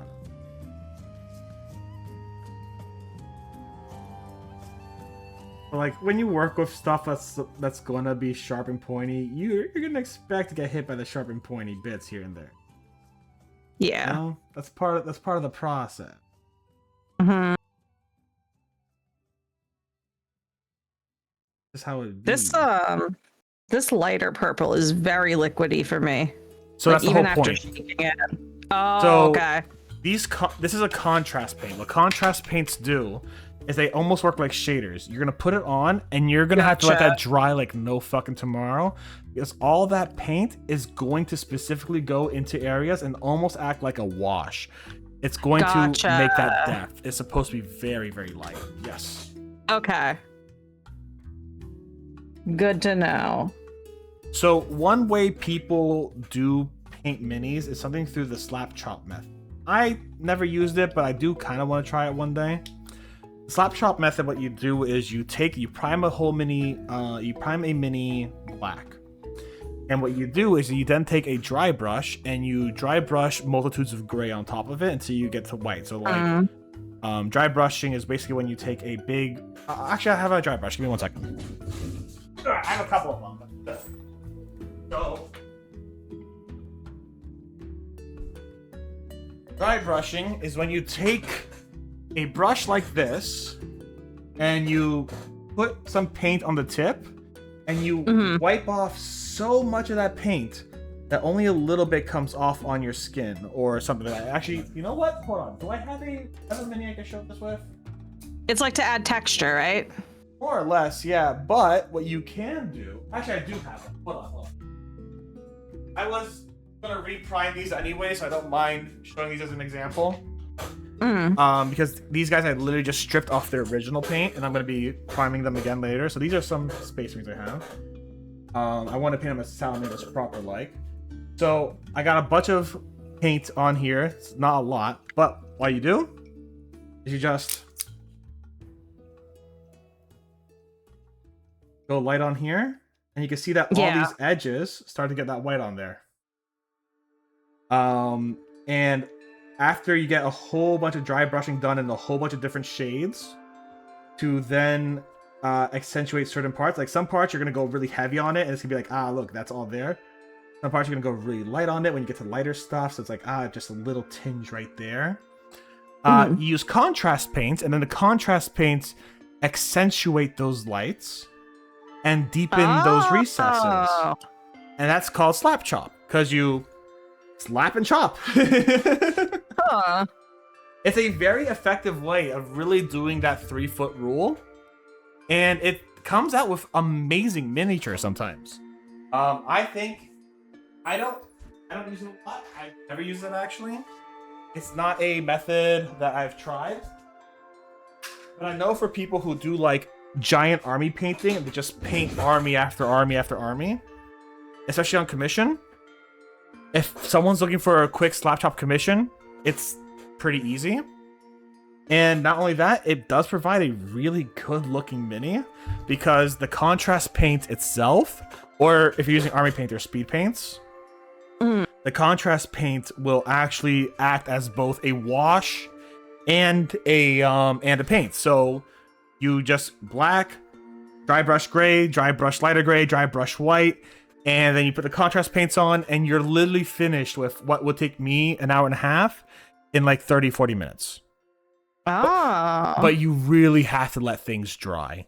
That's the thing there. Using the right tools for the jobs, and don't be clumsy. I'm still working on the second one. I'm always clumsy, man. I feel you. Yeah, let's get the second layer of Wraithbone. I do want to do stuff. I wanted just to see. I would love to see how it comes out, because I've never done slap chop. I've always done this layering process, just like, I suppose, standard painting. But slap chop's always looked like it's very effective and very cool.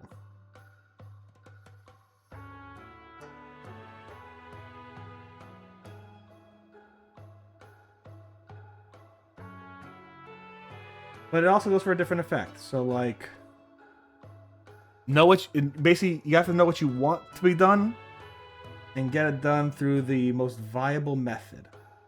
But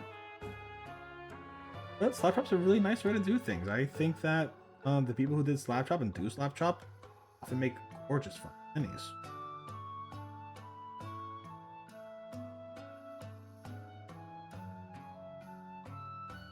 I know some people are like, slap chop's lazy, and it's like, no, it's not. It's just a different fucking tool. It's just a different technique. Exactly. No such thing as a lazy technique. There's just like different ways you do things. That's it. You don't need to gatekeep your own fucking hobby, man.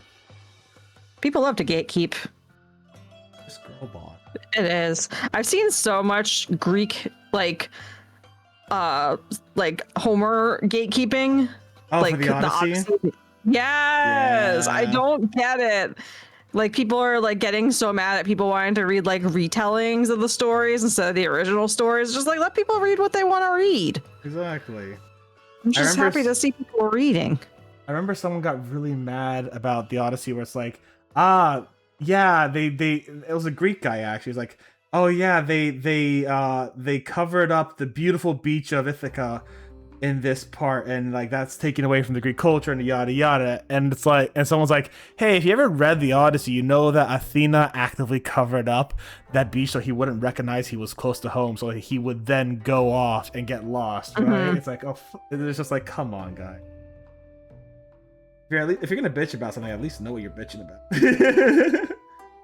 I've also seen people saying like none of the actors are Greek, which I think is a valid criticism, but not in the way that they're using it, because they're saying that because like Elliot Page is in it, and they don't like that, or like Zendaya or Lupita Nyong'o is in it, and they don't like that.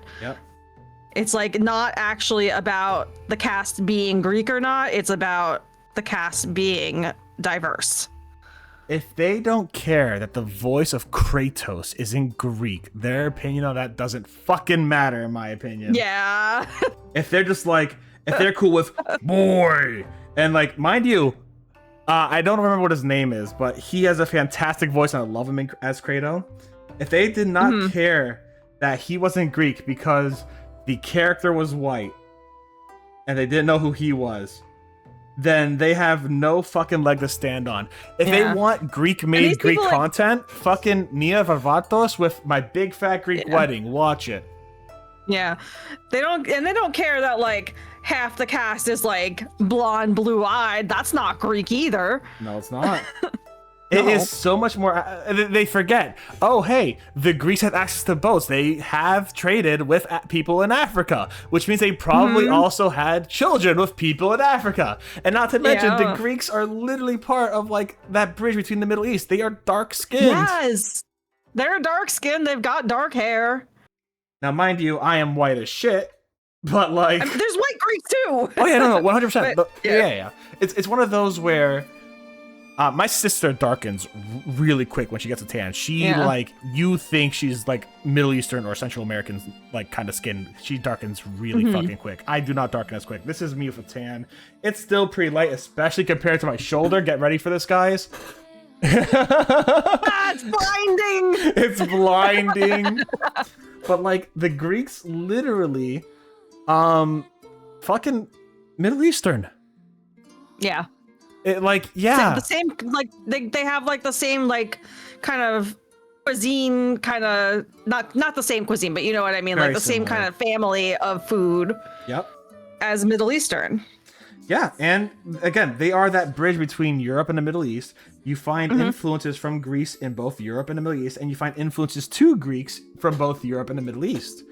It's one of those where Americans have, specifically white Americans, have sensualized Greeks, and they've also done this with Italian individuals as well, and anyone who's like of European descent that they've now considered white, because whiteness is a title, not an actual thing. Yeah. Because it's like, oh yeah, it's so much easier to accept a few people to put them into our rank so we can continue to like specifically get other people more down, if that makes sense. So it's like, yeah, these are white enough, and then you sensualize them and sexualize them and romanticize them as like, oh, Hercules, look at that Disney white guy, you know? Yeah. And it's like, that's what everyone thinks Greek is, and it's like, nah, man, fucking, y'all don't remember. Obviously, they don't remember. Like, y'all don't remember the '60s when, and the '20s and stuff when it was like Greeks need not apply, and the people who were same Greeks, thing with the Italians Irish and the Italians. Yeah. Yep. Exactly. It's one of those where I wish AHEPA, which is like a Greek organization that talks about Greek history and spreads Greek awareness, actually gave a shit, because they have something what by the way, I'm always down with political rants and historical rants. Do let me know if you're not the one that on your stream. No, I'm okay. All right, cool. I also do that kind of stuff, so. Hell yeah. Well, I always love double checking, especially when it's the first time I'm going down that route with a collab, you know what I'm saying? Yeah. But like, the Greeks suffer from what I call is survivorship bias, where they survive the racism for now from the 60s, where, you know, we had the Archbishop Ivaklios, I believe his name was, of the Greek Orthodox Church marching with Martin Luther King Jr. On the Selma March, because the Greeks and the African American community and the Black community were considered equivalent in the eyes of the white people in the 60s. Yeah. And the Greeks forgot about that since. Every Greek Orthodox Church, the AHEPA, Goya, all these organizations that are supposed to be talking about Greek history, they've all forgotten that, and they focus on the Greeks being the best thing. I had a priest. This is a funny story. There was a priest at one of my Goya retreats, the Greek Orthodox Youth of America retreats that I went to, and he was talking to us about how cinema is always based upon Greek stuff, right? So he goes, you know the Spider-Man. In Spider-Man, the second movie, when he is fighting the Dr. Octopus, he shoots his webs in the shape of a cross. to stop the subway, the train, from derailing. So you know that the Spider-Man is like Jesus Christ. And then he is brought into the train where the people, they try to protect him. But when Dr. Octopus, the devil, he comes to get the Spider-Man, the people stand up, but only Jesus Christ can fight the devil. So the Spider-Man goes to fight Dr. Octopus. That was a fun one. The next one was even wilder. He goes, so you know the Star Wars. I was just about to say, I was going to bring this up when we were talking about Star Wars, because absolutely my Catholic family has done this with Star Wars. You know the Star Wars, so Yeah. first and foremost, they do the sign of the Greek priest. I'm showing it on screen right now. When they do the Force, they do that like the Greek priest, but most importantly, Anakin Skywalker, he is the child of a virgin mother. And he is the chosen one. So you can tell that he is Jesus Christ. And I think to myself, so what about the Youngling Slayer 5000? I don't remember Jesus Christ having a Youngling Slayer 5000 moment. But people do. There's so many. I know so many Catholic Yeah. Star Wars fans that like have that kind of like association Yeah. with the characters where they like assign them like these biblical roles, Yeah. and they see that in it. And another funny one was, so you know the movie, fuck, I forgot what it's called. I don't remember what it's called. Because you know the Nick Cage, he is, the actors, they all have fake names for the, for whatever it was he was saying. Nicolas Cage, his real name is Nicholas Kariargos, because he had to change his name from a Greek name to a one for Americans. His name's not Nicholas Kariargos, mind you, he's not fucking Greek at all. Not Greek. It is so fucking funny. I'm just like, That's really funny. They claim him. Your uncle claims him. that was the priest. That was a fucking the priest. priest I'm at sorry, that was Goya. the priest. Yeah. The priest claims him. I have other wild uncle stories, but that is not one of them. Sorry, I thought you said your uncle. Nah. My uncle has done some fucked up shit. We went to China once. He started saying ching cheng chung jokes in China. I'm like, Oh God. mind you, Oh. it's one of those where I think my uncle's like practicing Catholic nowadays because he married a Catholic woman. Actually, both of my uncles married Catholic women, so I think they're both practicing Catholics, and I was the only child in my generation alongside my sister to actually remain in the Greek Orthodox. yeah, I mean, I'm long Yeah. gone from that shit nowadays. Yeah. I believe that in my generation, I am the most, I guess you would say, culturally Greek.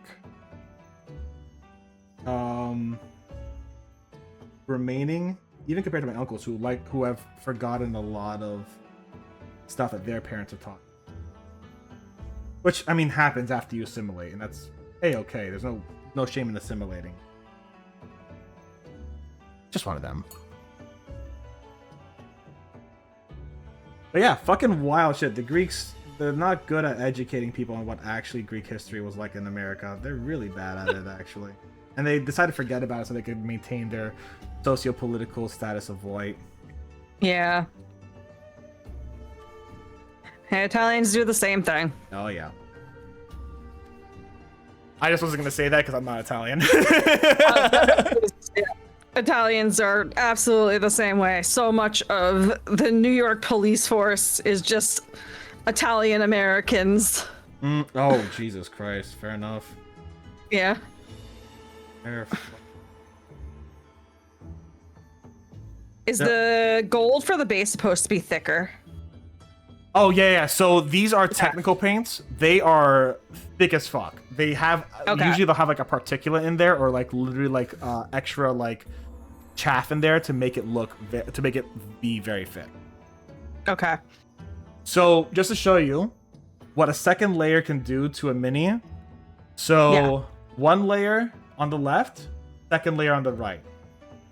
Just to show just how much a second layer of paint can really influence how a mini looks. Mm. It takes time, but like a second layer of paint can really solidify a lot of your concepts and really make certain parts stand out that you want to stand out more. That's why I always do at least 2 layers of paint. Yeah. Probably not on stream, but I'm probably gonna come back to these and like Hell yeah. touch up the paint job on them. Please send me the pictures when you do. I would love to see. Yeah, I might like do a little my own kind of stuff on them too. We'll Hell see. yeah. I have some other acrylic paints I can use. Oh hell yeah. Yeah. So Yeah. yeah. What I'm probably gonna do with these guys later on, I'll probably give them a nice wash with one of my brown washes because I like brown on the Tyranids. We don't have a wash here, so I'm probably gonna give these guys a nice brown wash, either with Seraphim Sepia or this normal brown wash I have. Yeah. 'Cause they look nice. I like them a lot. And then I'm gonna give them some edge highlighting. I'm either gonna use Alien Purple or I'm gonna mix this with Corax White and do that. Mm-hmm. But yeah, so like that's one of the ones. Actually, I'm just gonna start working on some of the other parts here because like I'm already starting. Well, just so I can get like an actual mini done today. Otherwise, I'm not gonna even have a mini done. They're all gonna be In you know, progress. yeah. Yeah. I mean, don't get me wrong. Even if I finish this mini, it will still be in progress because I still have more ideas I want to do to it. But still, it's just one of those. Actually, let me get this off. That's...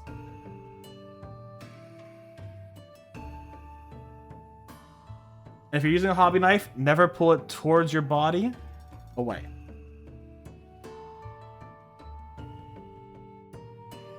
That goes for most knives. Yep. Don't do that if you're cooking either. Exactly. There. Okay. You can always That's about reposition your as mini or good your as I food. You don't need to reposition your hand. Yes. Opa, ela do. Don't cut yourself. Do not. This is a nice food too. Yeah, it is. I wish that we had more reason to use it. It's just like a little accent color.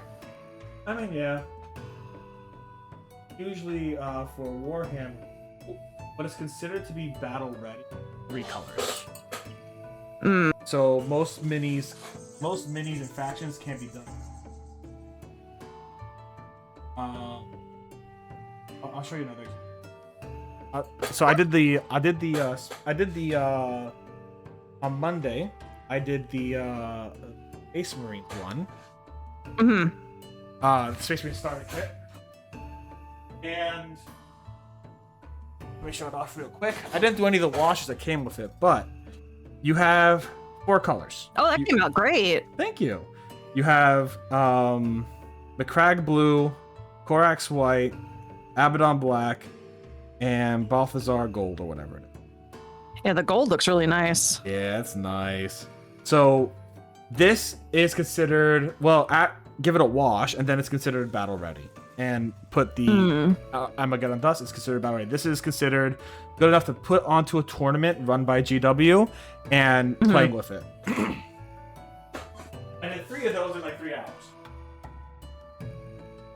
So it's one of those where it's like your normal GW stuff.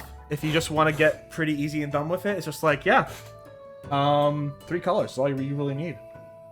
Yeah. Yeah, and this is way faster than I thought it was going to be. Like, obviously, I haven't done multiple coats like you are doing, and they will look nicer once they do. But, like, you could do this and have them be ready. Yeah. Very quickly. Yeah. It's a lot less scary than people think. Yeah. The scary part is when you get really into it and you're like, I really want to get better, and that's when the scary part starts coming in. But if you're just having fun, Yeah. Do you ever use a brush smaller than this? yes. I was gonna say, because this seems like for some of the little details, even though this brush is very teeny tiny, it's too big. So here's the fun thing. There's a lot of ways you can use this brush to do teeny tiny details. I'll give you a fun little example. So let's say you want to do some edge highlighting. I could use this brush, and I would typically use this brush actually for edge highlighting, something like this. And what you would do is you would just kind of take the brush, you would put the paint more on the side of it, and you would just use the brush to kind of go on the side of the area and get those corners instead, rather than actually using the tip. So you could actually use different parts of the brush to do different things for your actual minis. I want to get rid of that. I don't want that paint on there, but I just wanted to use this example. So you can actually use different parts of the brush and the hairs to actually do different effects, and that can lead you to do more detailed things or whatnot. And again, one of those cool things is, let's say you want to get this hole with the contrast paint. Put a little bit of contrast paint in there, let it dry, and then come around with the white again. It ain't gonna bother you, you know? You can paint over a lot of stuff. And that works perfectly fine. But yeah, I've used a lot smaller ones, especially for eyes. Especially for eyes. Fuck eyes. I hate eyes so much. Yeah, I would use like probably like a toothpick for that. I've got some brushes about that size, yeah. Also got a nice curved brush. But again, this is one of those ones where it's like the whole point of this one is to use exactly what comes in. Yeah. Which is also a very fun trick. Like, now I'm limiting myself to once. I really like limitations. Yeah. Like when there's like an unlimited amount of possibilities, or like my friend has like every color of like acrylic paint under the sun. Like I need a limitation to really get like creative and like comfortable. Yeah. Like I would rather just have these paints to work with and then like mix them or get creative with them, rather than like have like an unlimited amount of colors and such to work with. So my best, also, hi there, Ranga. How you doing today? We are doing some NIDS today, and we're doing NIDS for charity. So if you want to learn more about that, there's a pinned comment. Are you mini painter, Ranga? I think this is the first time I've seen you here. Oh yeah, you did. Your first follow. Welcome on in, friend. But it's one of those where it's like, some of my best minis that I've ever painted have always been limited. Let me show you an example. I'm also doing NIDS. You're new to the fuck. Are you new to mini painting or new to us? Welcome! I'm also new to mini painting. Yeah. If you're new to mini painting. So some of my best minis. I'm gonna bring a couple examples. Got one here.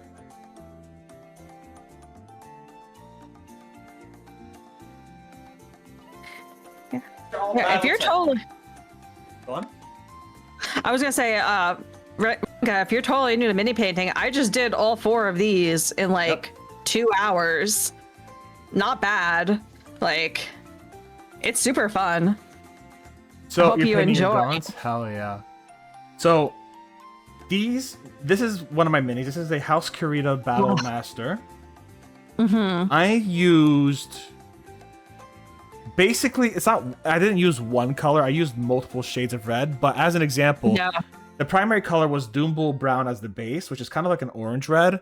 And then various layers of dry brushing with Mephiston red, essentially, right? I was gonna say that definitely looks like it's dry brushed. It looks like very like weather worn. I like it a lot. Exactly. I then used the metal color I have, and then I used 2 or 3 shades of blue with a gloss varnish, and that's about it. This is a very simple mini that uses 4 or 5 paints in all reality, but 1 color theme. And it is one of my best. Your best is your Biovore. It's gorgeous. It took me days because I have my essential tremor from nerve damage. Valid. Oh. But also, good on you for keeping at it. Let's go, Ranga. This is an SLDF mini. Again, we're talking about maybe 1 or 2 colors, and that's about it. We have a wash that's going on, and I also did a lot of pin washing as well. We did a lot of dry brushing for those raised details, and a few blues for the cockpit, and a different style of doing the cockpit. Did you paint the bases for these two, or did they come like that? I did the bases for these two, yeah. These bases are all me. Yeah, right. Then this is my custom merc group. It is, again, 2 colors. It is a Doombull brown mixed with a brown to make a brick color. Mixed with a gray to make a brick color. Slathered on there, pin washed with a wash, and then it's just a bunch of greens to make mossy looks on there. And the same thing, but with stones. Oh, that looks awesome. So all of my best minis, in my opinion, have always been color limited to some degree. Because it allows you to really focus on those. This one is really cool because like it has such a cartoonish vibe compared to this one because of how I shaded them differently and how I use different forms of shading with them. So like, it's cool. I don't know what to say, man. Mini painting gets really wonky and fun. I'll put these back. This is super fun. Yeah, guys, we did it! We did it! We got her to mini. Probably gonna get those Gundam minifigs. Yes. Oh, here's another fun one. It's actually one of my earliest minis I've ever done. This here is a purple worm from D&D. Whoa! Again, very color limited. I had purples, pinks, and browns. I repainted this multiple times, mind you. But you can see it all looks like a lot of things are chipping off on it. But like, even now I probably would have used less colors, or rather less individual colors. But still then, like I only see like 3 really big colors. Which is the purple, the tan, and the brown. Okay. Exactly. Oh, okay. So like the pink is a highlight. I consider that a highlight, a secondary or tertiary color. The stone is just extra. But yeah, so like my best minis are all color limited to a specific like 3 to 5 color palette, essentially. Have you ever played The Wandering Village? I have, and it's still on my wish list from when you recommended it to me before. But I did see your, I forget the name of it, but the big creature from it. I saw you painting it. I think you showed me the final results as well. Yeah. But you can show it again. I'll show it again. Hold on. I'm not gonna think the base is kind of a whole bunch of things, but like here's Anbu. Then very So simple cute. colors. We're not going crazy on them. A lot of the times, mini painting is about a level of simplicity. If you want to do that, dry brushing. I put obviously this is like glued on here, like actual roughage. But yeah, it's all about keeping things nice, simple, and breezy, baby. Yeah. Yeah. Alright. I show off minis on YouTube too if you want to see them there. But Ranga, welcome to the hobby, first and foremost. If you want to share your nids, join a Discord and share them. I'd love to see them. I don't think Maggie has a Discord, but you can join mine. I don't have a Discord. That's too much for me. That's valid. And share your nids with us. I'd love to see your nids. I usually paint personally High Fleet Gorgon. But because we are using the these boxes to do like a paint-along Bob Ross style, I'm doing High Fleet Leviathan, even though they're less cool than Gorgon. Pocket Fairy white contrast paints to come in and go over my white. Hopefully, solve my problem with Snow White skin color scheme. That's valid. There's a few mini painters on there if you need to ask questions or advice as well. But like, white's a hard one. I'm gonna say this. Never use white to paint white. Always use grays to paint white. That's my tip for white.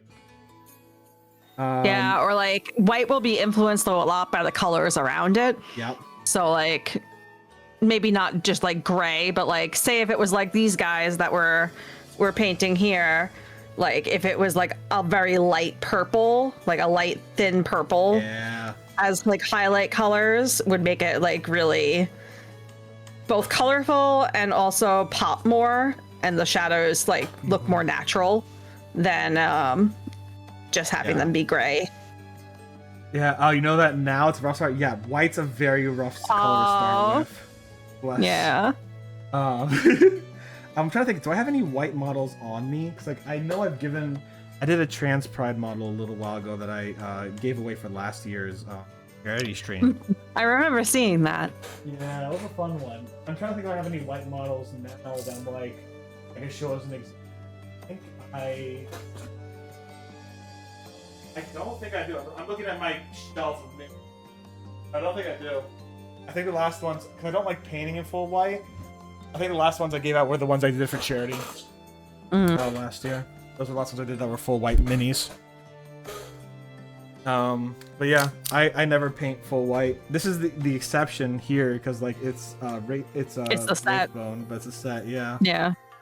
But even then, I would probably go for a more fleshy toned, typically, or at least do a wash over it.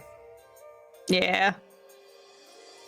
But yeah, again, color limitations are great though. I think they are fantastic when painting too.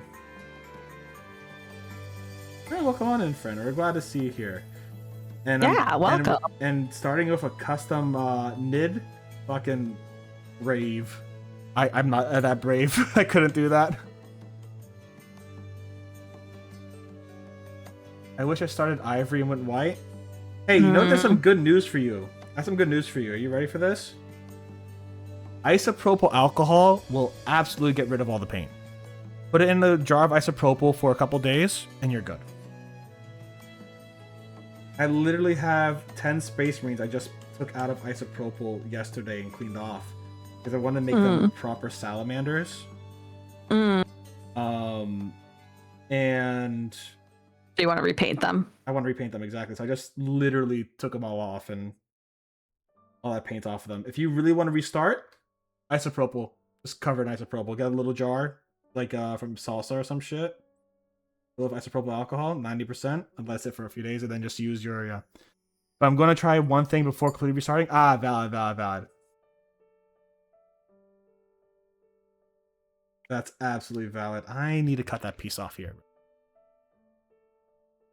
Piece right Gonna here. make Botanist bigger because I'm pretty much done with mine. Oh, are you? I think so.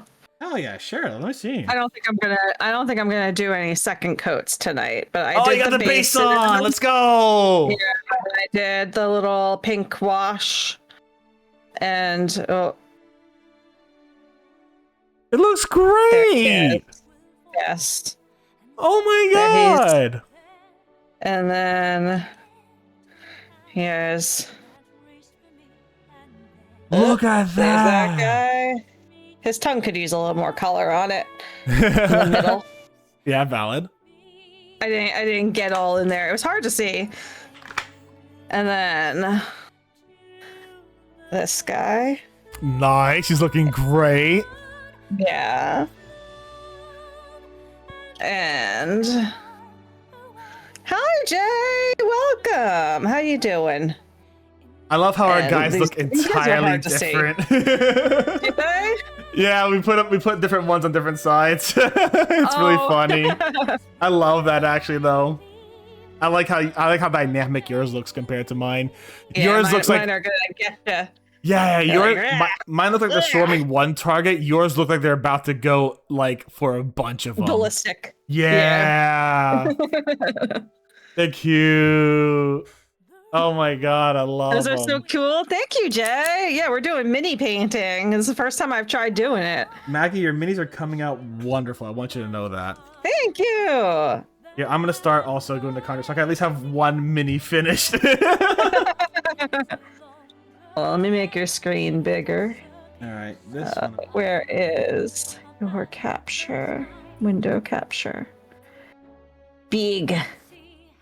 There we go. Urge. Large. I have one.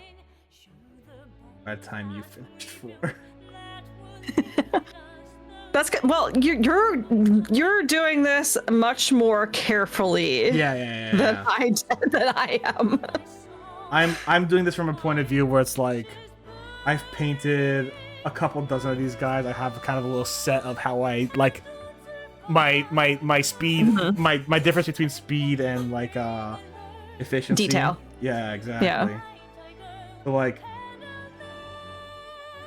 it is very different, but at the same time, it's also kind of funny and silly to say you finished 4 and I haven't even got him 1.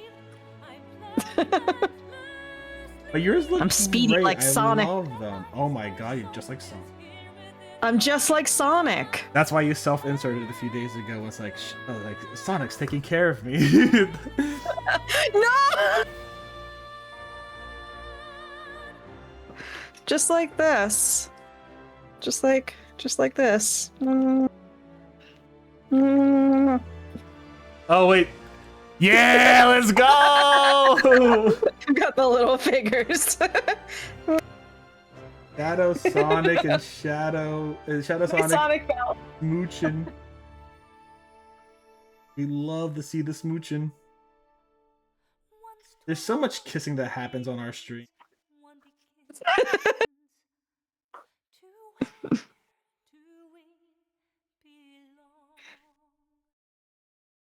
Well, there's also that one thing Shadow and Sonic did on your stream. I was like, ooh boy, I don't know if we could do that on Twitch.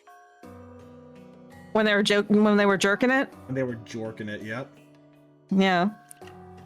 They do that every run. They certainly fucking do. I don't remember ever seeing that as a kid. That's wild. Yeah. They do that at the end of the video game every time. I love that. That's great. Just jerk in the air.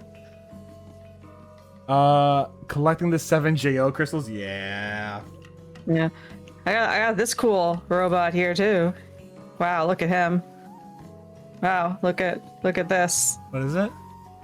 It's a little boo-boo. Oh, it's all a boo-boo.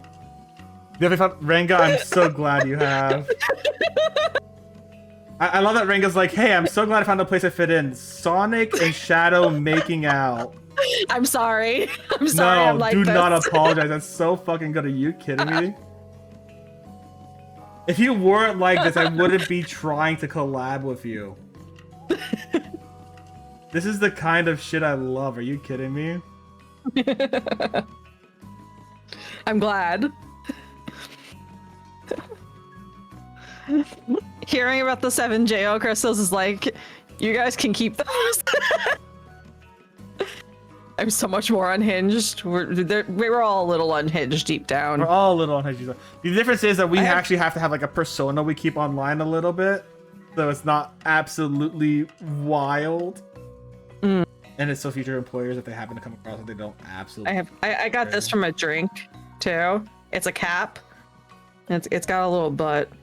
Oh hell yeah! It's got a little butt with little blush on it. Oh. That's why I got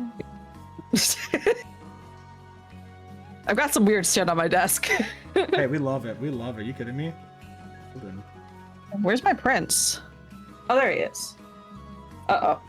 I would say they'd Things be are on your falling. fingers. Hey. Fingerprints.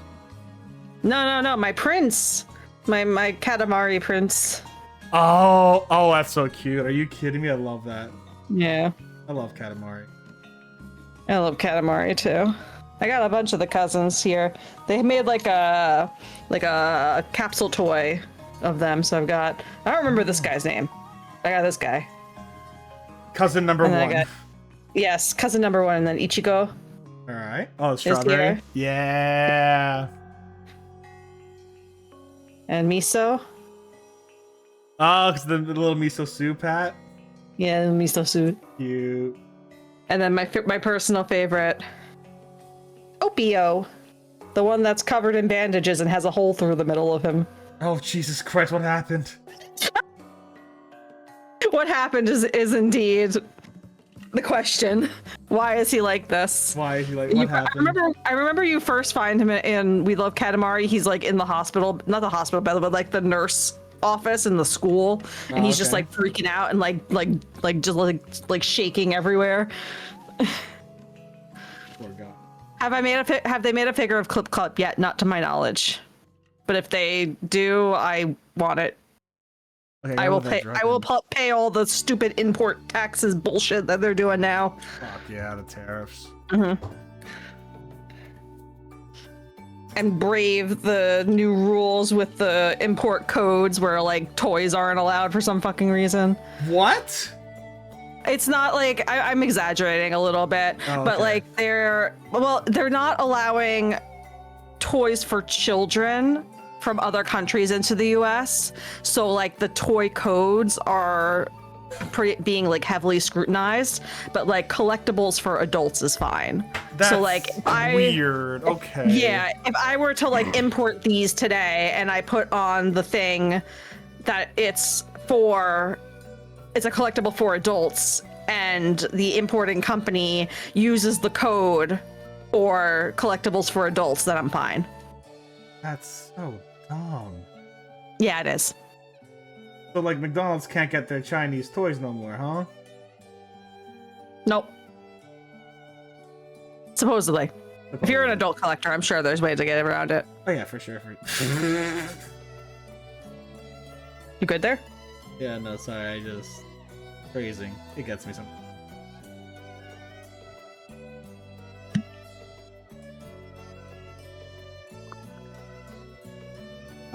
But yeah, no, it's one of them. It's just so dumb. Ugh. Yeah.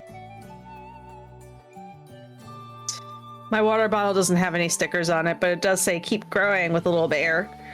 It's very on brand. Yeah, it is. I love your bear theme. It's great. Thank you. I have a bunch of Care Bears on my desk too. Actually, thank you for reminding me. I should drink. And this guy, I think he's supposed to be like a dust collector, cleaner, but he's just here. He's very long. Hell yeah. And my coaster, which you can't see anymore because I'm blocking it with you. Yeah. It's also a bear. It's because Chinese toys have been found to have high levels of lead in the last few years. Oh. So do our Lunchables, but... Now, Lunchables only have trace amounts of lead, excuse me.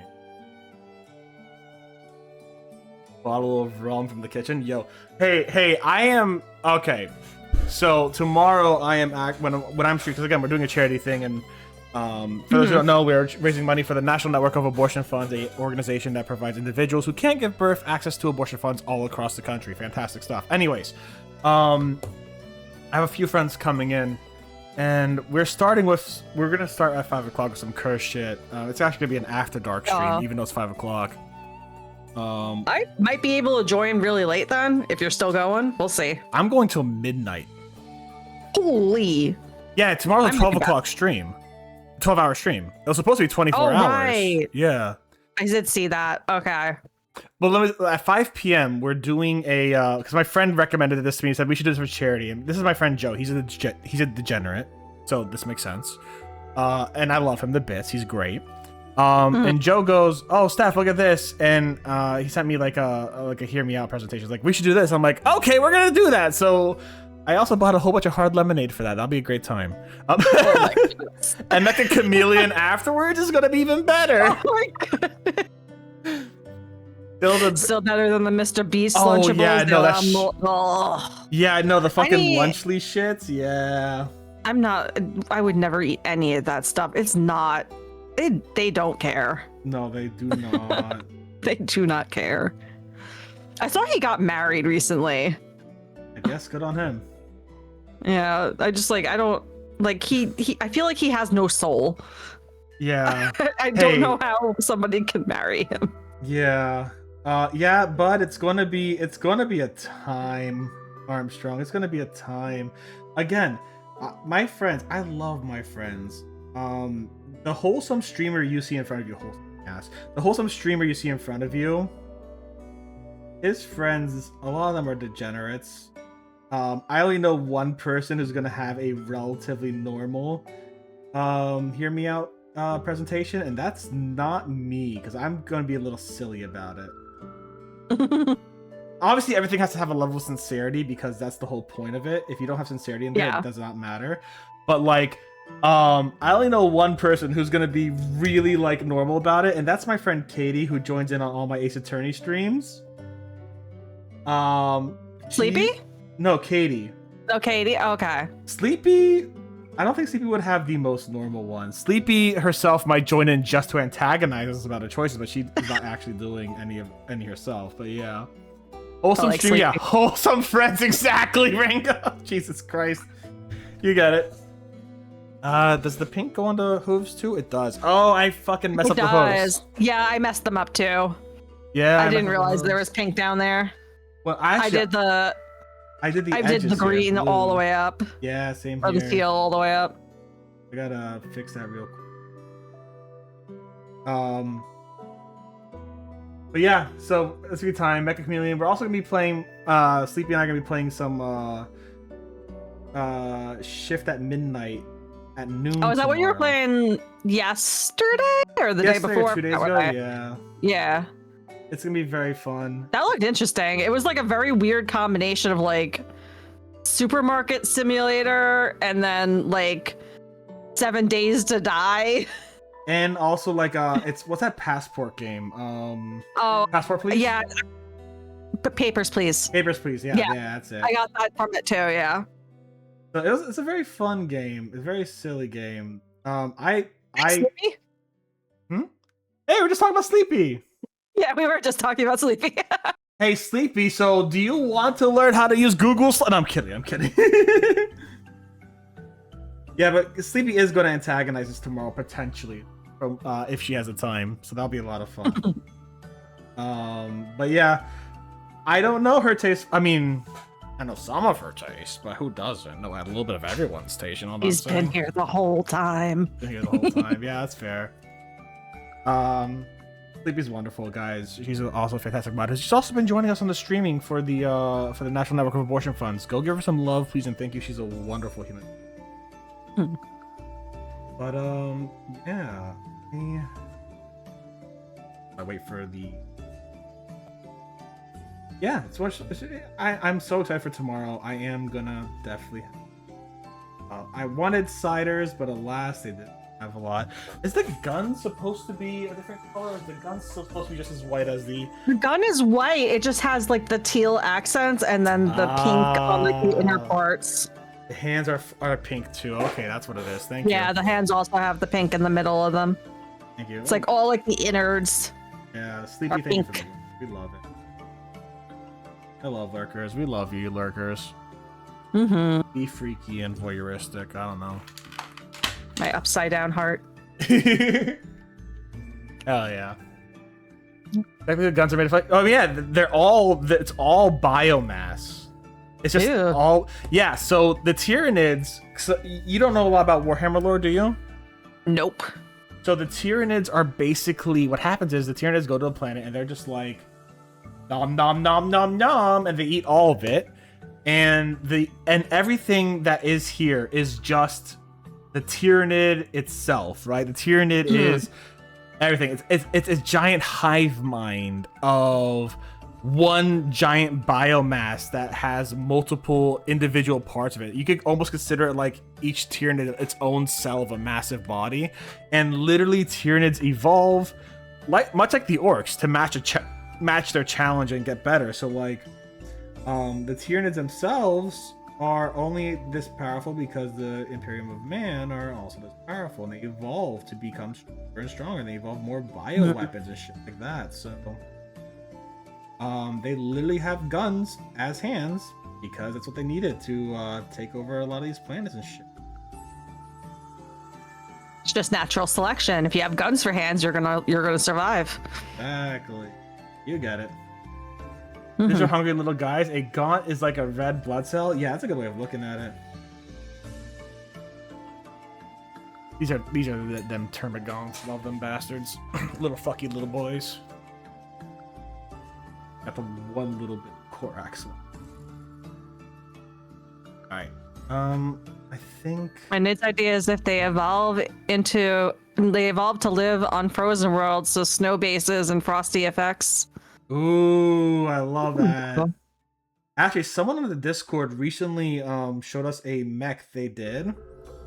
That was legitimately like stomping through a frozen lake, and the fucking ice effects, beautiful. fucking gorgeous. Oh my god. I want to learn those ice effects. I've only gotten flame effects down, really. Those ice effects are absolutely gorgeous, dude.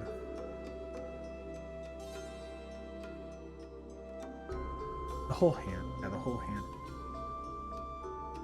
Yeah. It's all pink.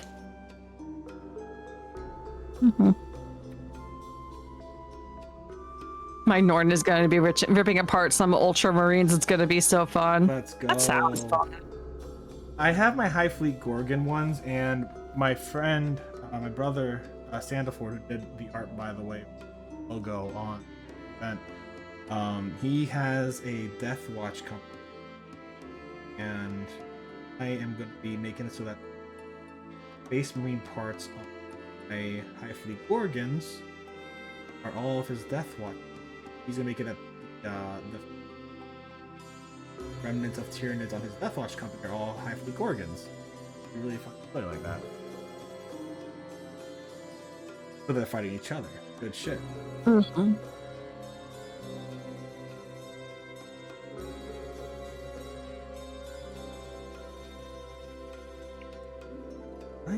Oh, look at that!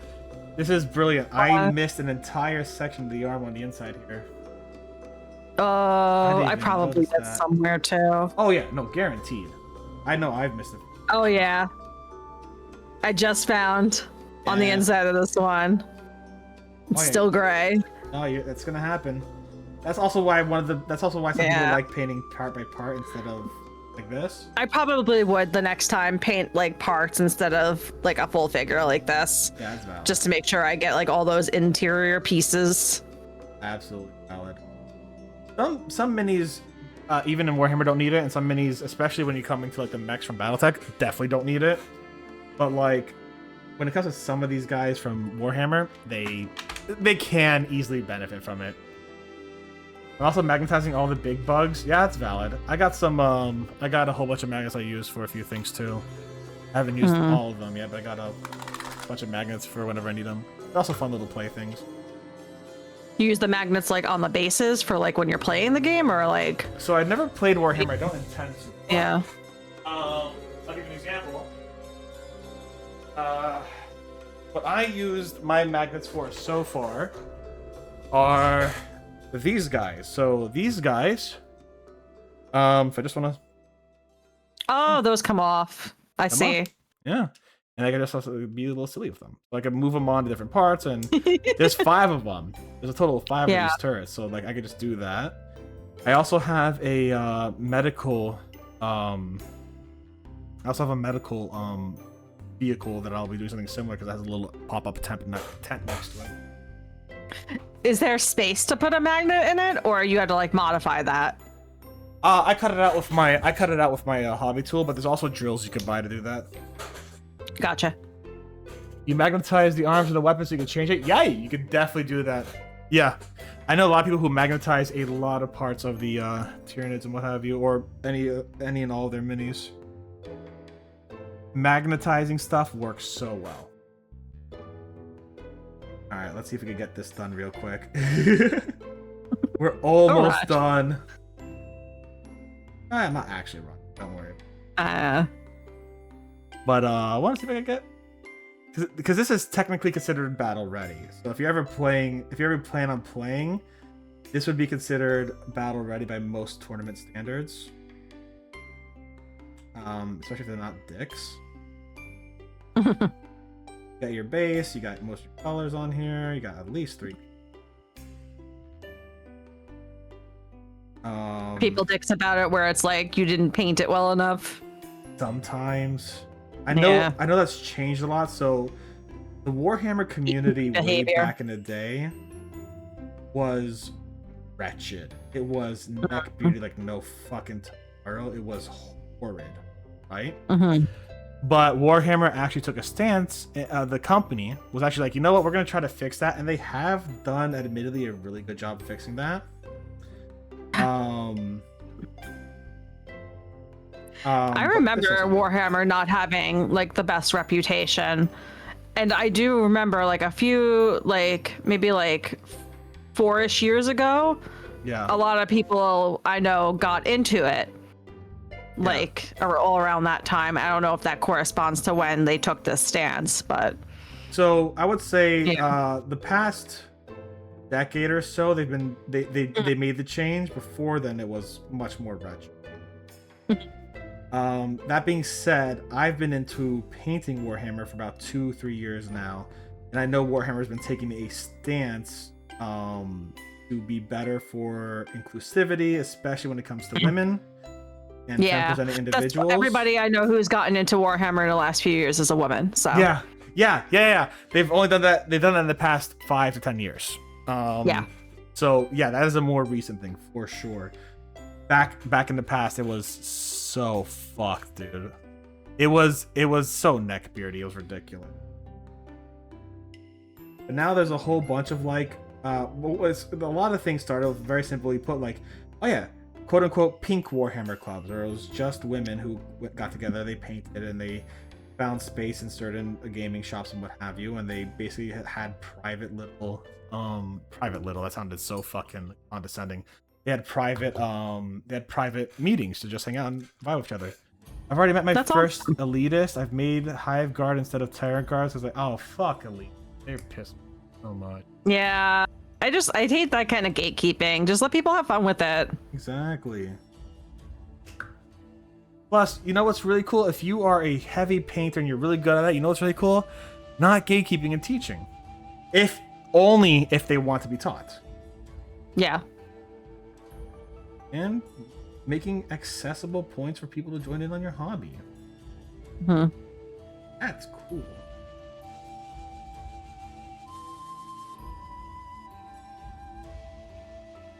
But what do I know? I'm just a dude. I fucked up this brush. Or maybe not. No. you will fuck up the brush. That's Okay. That is absolutely normal. They're tools. So yours is very like. Oh, I have. Yours is very fucked nice up. and pointy. Well, so one thing you could do if you want to keep it pointy is when you roll it, or when you dip it and you roll it like a twirl, like that. Mm. And it'll help keep the point a little bit, but at the same time, Yeah. I'm also coming from a point where I've been painting 2 years now, so I kind of have some best practices that I've learned over time to just kind of minimize the damage that happens to it. Yeah. But at the same time, it wasn't fucked up until I did the base. Oh, that paint specifically will also fuck it up. Yes. Oh. Those paints, like, I have a separate terrain paint specifically for that kind of shit. Gotcha. That will specifically fuck it Dirty up. brush liquor. I'm a dirty. Yeah. Oh, fair enough. I was a high-level Yu-Gi-Oh player, and I would have. Yeah, fair enough. The happens. The first brush I bought deteriorated fast. Yeah. I'll say this. Also, take a look at. This is a beautiful brush I had for a while. Here's the fun thing you can do with brushes, though. My bathroom.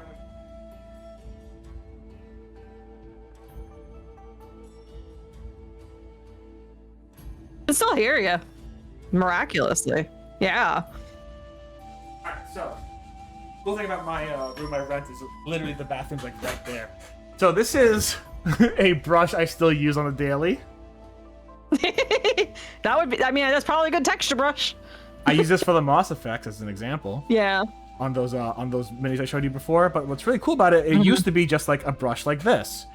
But I ended up Yeah. using it so much, I just eventually after It this got part got fucked set, I up. cut it up Yeah. and I just let it do this. So now it's kind of like a Yeah. dapple or a very detailed dry brush. So Yeah. yeah. Like I said, a dry brush is exactly, yeah. This is a great brush. This brush is fantastic for very highly specific uses. Yeah. And it makes great moss effects. What else I have to do on this guy? Let's get a look. I can make that a little better.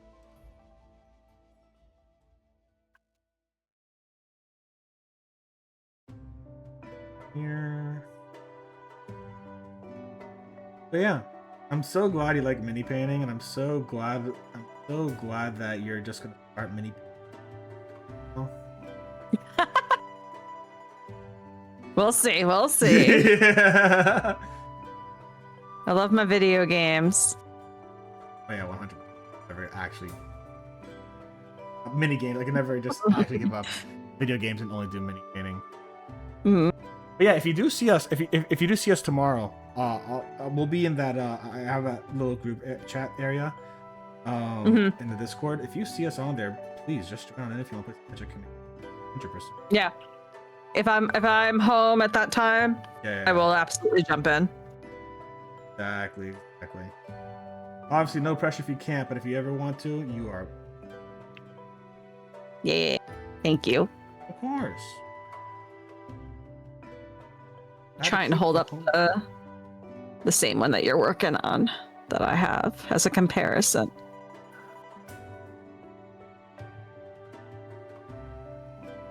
Huge. After the contrast paint, thought I'm gonna have to make repairs, but Yeah, I gotta make repairs. I am almost. Don't want to keep.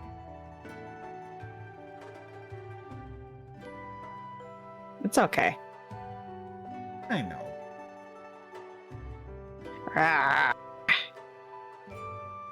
I'm a dinosaur. I love your description of them being like funky little dinosaurs. It's so fucking true, and I love it so much. It's so good. That's what they are. They're dinosaurs. They are. It's so good. Oh, here. So for my High Fleet Gorgon one, I actually used Doombull Brown to start. Like Doombull Brown's one of my favorite fucking paints in general. But I used Doombull Brown and I kind of glazed some things over it to make that kind of color on body parts. But now I'm really digging this fucking purple for flesh, even though I kind of like that red bloody one. I'll show you again. I'll bring them up in a second. But, you know, I really like that red bloody vibe I gave the other ones. Yeah, I like the colors that came with the set. They are good colors. They're really nice. Like, I like the dusty gold that they use for the base too. Yeah, they take a little extra long to dry, but once they do, it really, that texture is nice. And it could also use, and I'm done. Give it a second layer of that dusty gold. Yeah, mine definitely needs a second layer of the dusty gold.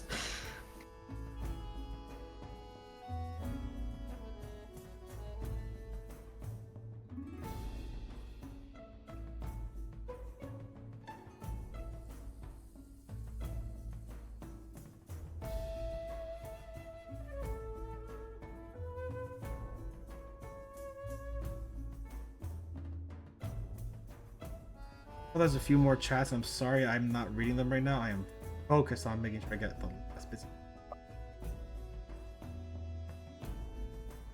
Purple, teal, white is very late 80s. It is. Yeah, I see that. No, Late it is 80s 100%. summer color scheme.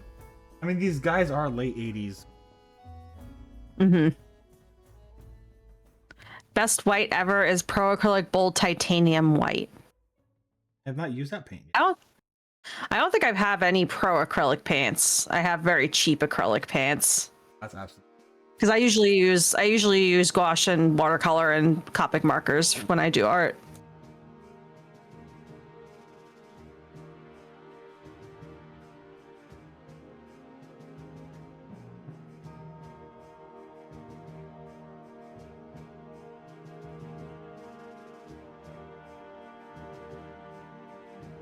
My hands always look like tiger stripes after I paint a bit. My fingertips because you always just go are like all that. dusty gold.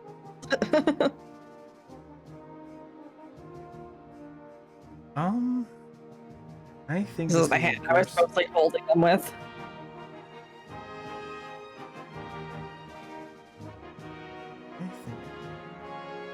Pearl Acrylic is the brand I have the most paints of. Their pigmentation is Oh. crazy. I primarily use Army Painter. I've been using Vallejo acrylics. Yeah. Vallejo. I have the Vallejo You like medium those- thinner is what I use. And some Mr. Hobby paints because that's what Gundam Planet carries. Ah.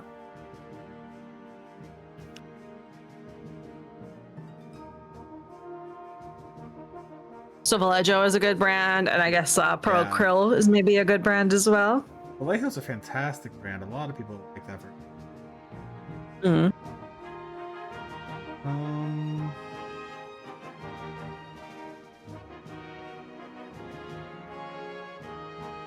All right.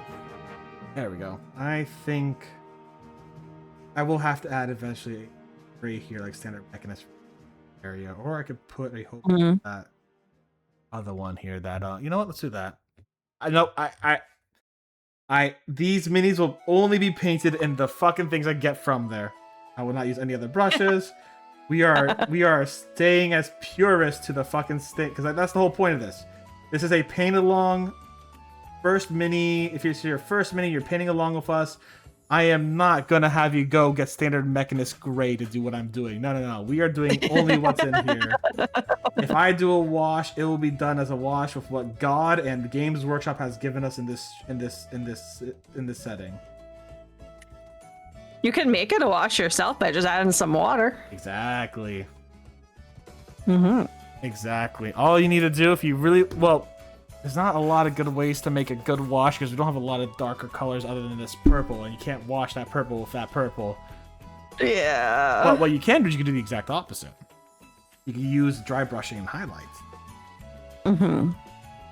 But I mean, technically, to be fair, I am using these guys, but my eyesight's bad, so yeah, I think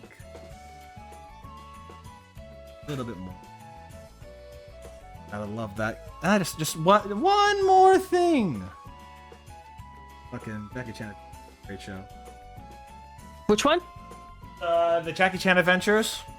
Oh yeah, one more thing. One yes. more thing. Love Uncle, great guy. Yeah. Oh wait, tongue's on this one. What else do I have to add? Did that. Oops, fucking dropped. Ow. Add water and brush the tip of my paintbrush in some dish soap to break the surface tension and make a wash. I do that with watercolor paints. I have those brushes that have water in them. So then I just make the paint thinner by just pushing water through the paintbrush. Exactly. It's really fun. I love those brushes. They're also super portable. It makes watercoloring outside really easy. You don't have to have a big cup of water.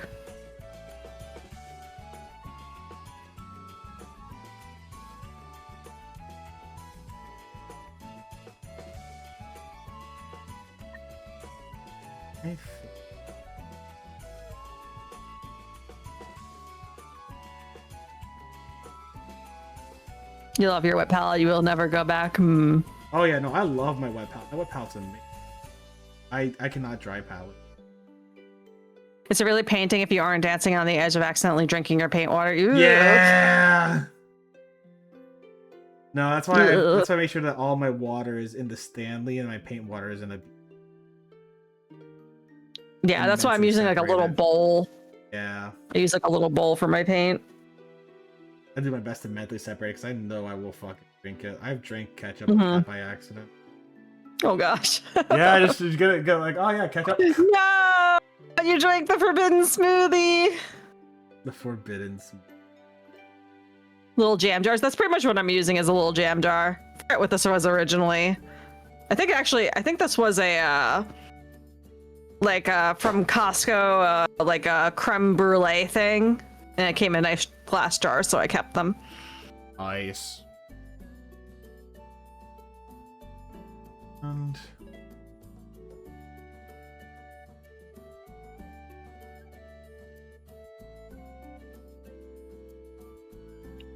rub a little bit of. Mine turned out a little more purple because I let a little bit more in there, but it's not bad. A little more purple. Oh, I missed a part.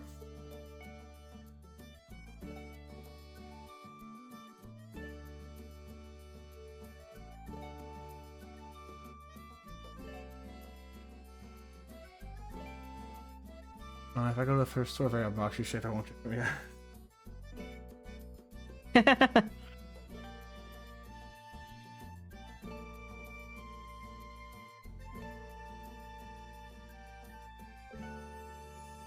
All right, I think I'm done with this guy. Well, besides some Nice! repairs I'll do. Yay! All right, so here's my Termagon of the day. We are doing High Fleet Leviathan, so this is the basic one. If you're tuning in on this, wait, when did we get a $200 donation? What the fuck? Wait, when did that happen? What? Wait, what?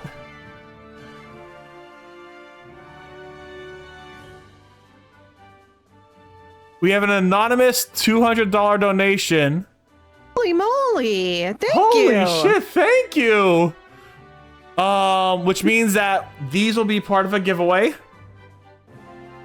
I'm gonna be doing a Termagon and a Furnace Marine giveaway, and that, well, I can't do a 36-hour stream because I have work, which is screwing me over. But we will be doing 3 12-hour streams instead. When the fuck did we get that happen?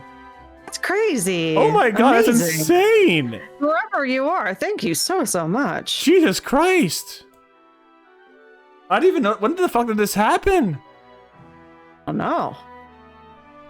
Does anybody know when this fucking happened? Is someone watching? Does it have a timestamp? I don't know. But let's put it like this. Whoever you are, thank you very much for the donation. We greatly appreciate it. If you would like to come out and say that you want the commission, and you want to talk to me privately because you're anonymous on here. If you want to talk to me privately about that, talk to me privately about that. I will get you. We'll talk about a commission for you, 100%. Because that is a fucking lot of money that you donated, and it's a wonderful amount of money. But what this means for everyone on the milestones is that these guys that I'm painting here, after I'm done painting them, they will be part of a giveaway, which I'll be collecting names for, I guess, tomorrow and the day after. And so will the Space Marines that were part of the other Space Marine stuff. This is only for United States citizens because giveaway laws are very different in different countries and stuff. But holy shit, 200 buckaroonies. Thank you so much. I'm extremely grateful. Holy shit. That is amazing. You're $10 away from your goal.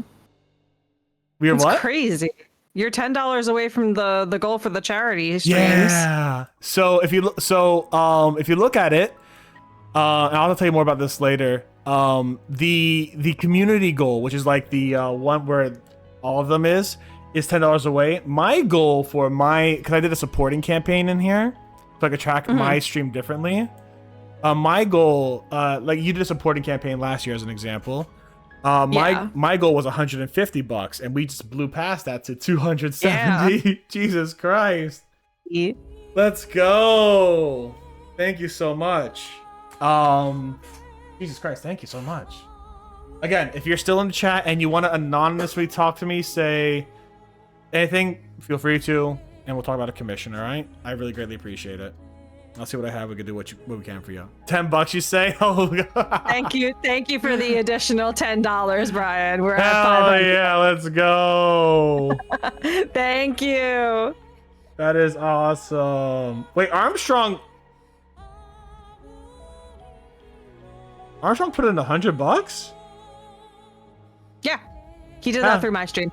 Oh, hell yeah, let's go. And Prime put in another 20? Dude, what the hell? Let's go. I didn't see all these. That's awesome. That's awesome. Yo, that's sick. Oh my god, we're at $500. Amazing. Which means the goal automatically updated to 1,000. Let's go. Fuck yeah, hi Snowy. Holy shit. But yeah, again, thank y'all. That is amazing. Lord. All right, which means we're gonna have 3 12-hour streams, which means I'll be on Monday doing another 12-hour stream. That's fair. Okay. Cool beans. Fuck. All right. So 12-hour stream tomorrow, 12-hour stream on Sunday, and a 12-hour stream on Monday. Because I can't do a 36-hour stream, unfortunately, because I have work on Sunday. So I'll do 3 12-hour streams instead. That would be great. And then I'll have to go to work on Tuesdays. Great. Or we'll look at pushing one to next week. I don't know yet. We'll think about it. Anyways, Let's show off our do it the way minis. that you can do it healthily. Exactly. Let's Yeah. show off our minis. All right. Make me smaller so people can see your beautiful minis. Oh, let me make you small again. Yeah, make me small again. If you guys want to see All right. Maggie's painting efforts, go check out hers. I'm gonna link her on all this. Just give it the VOD and. So what I'll do on YouTube is I'll basically have the VOD out and then I'll put like a 5-minute super fast forwarded for just me talking about. That's Yeah. awesome. All my other guys are nowhere near complete, so I'm gonna just keep them to the side. Oh yeah, They're actually, here. I will show the difference between 2 layers and 1 layer, and there we go. Nice.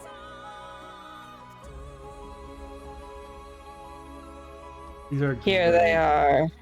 Maggie, for your first minis, tell us, how do you feel? That was very simple. I was not expecting to have all of them done. I remember asking you, like, oh, do you think we're going to do like one of them? And you're like, no, we're going to get them all done. And I was like, what? I thought we were only going to get like one of these guys done, if any. Well, I did only get 1 done. You're taking time and being a lot more detail oriented than I was. Yeah. My colors are quite sloppy. Those But look great. They look fantastic. this was very fun. This was really, really fun. Much more approachable than I expected it to be. And yeah, I That's will fantastic. definitely do this again when the Gundams come out. Yes. Guys, we gotta get Maggie into BattleTech now too. We gotta get Maggie into BattleTech. Listen, Maggie, did you like Game of Thrones? It was all right. Was that right? Okay, well, fair enough. Yeah. Fair enough. Well, I was gonna say because BattleTech, well, they kind of memed that BattleTech, because BattleTech came out first. Game of Thrones is like the fantasy BattleTech because it is a wide range. They got the politics in there, the fantasy politics and stuff, and they got cool ass fucking mechs. So, What is BattleTech overall? Is it a game or is it like a book series or a show? okay, I'll tell you in 1 I second. don't know much about BattleTech. I'll tell you 1 second. Let me say this first real quick because I want to end the VOD here, so I don't have like I could end the VOD on this pretty little view. Yeah. So if you're watching this VOD on my YouTube, thank you very much. Have a fantastic time. YouTube, stay safe, stay Botanist Cool, stay Maggie Cool. We'll see you soon.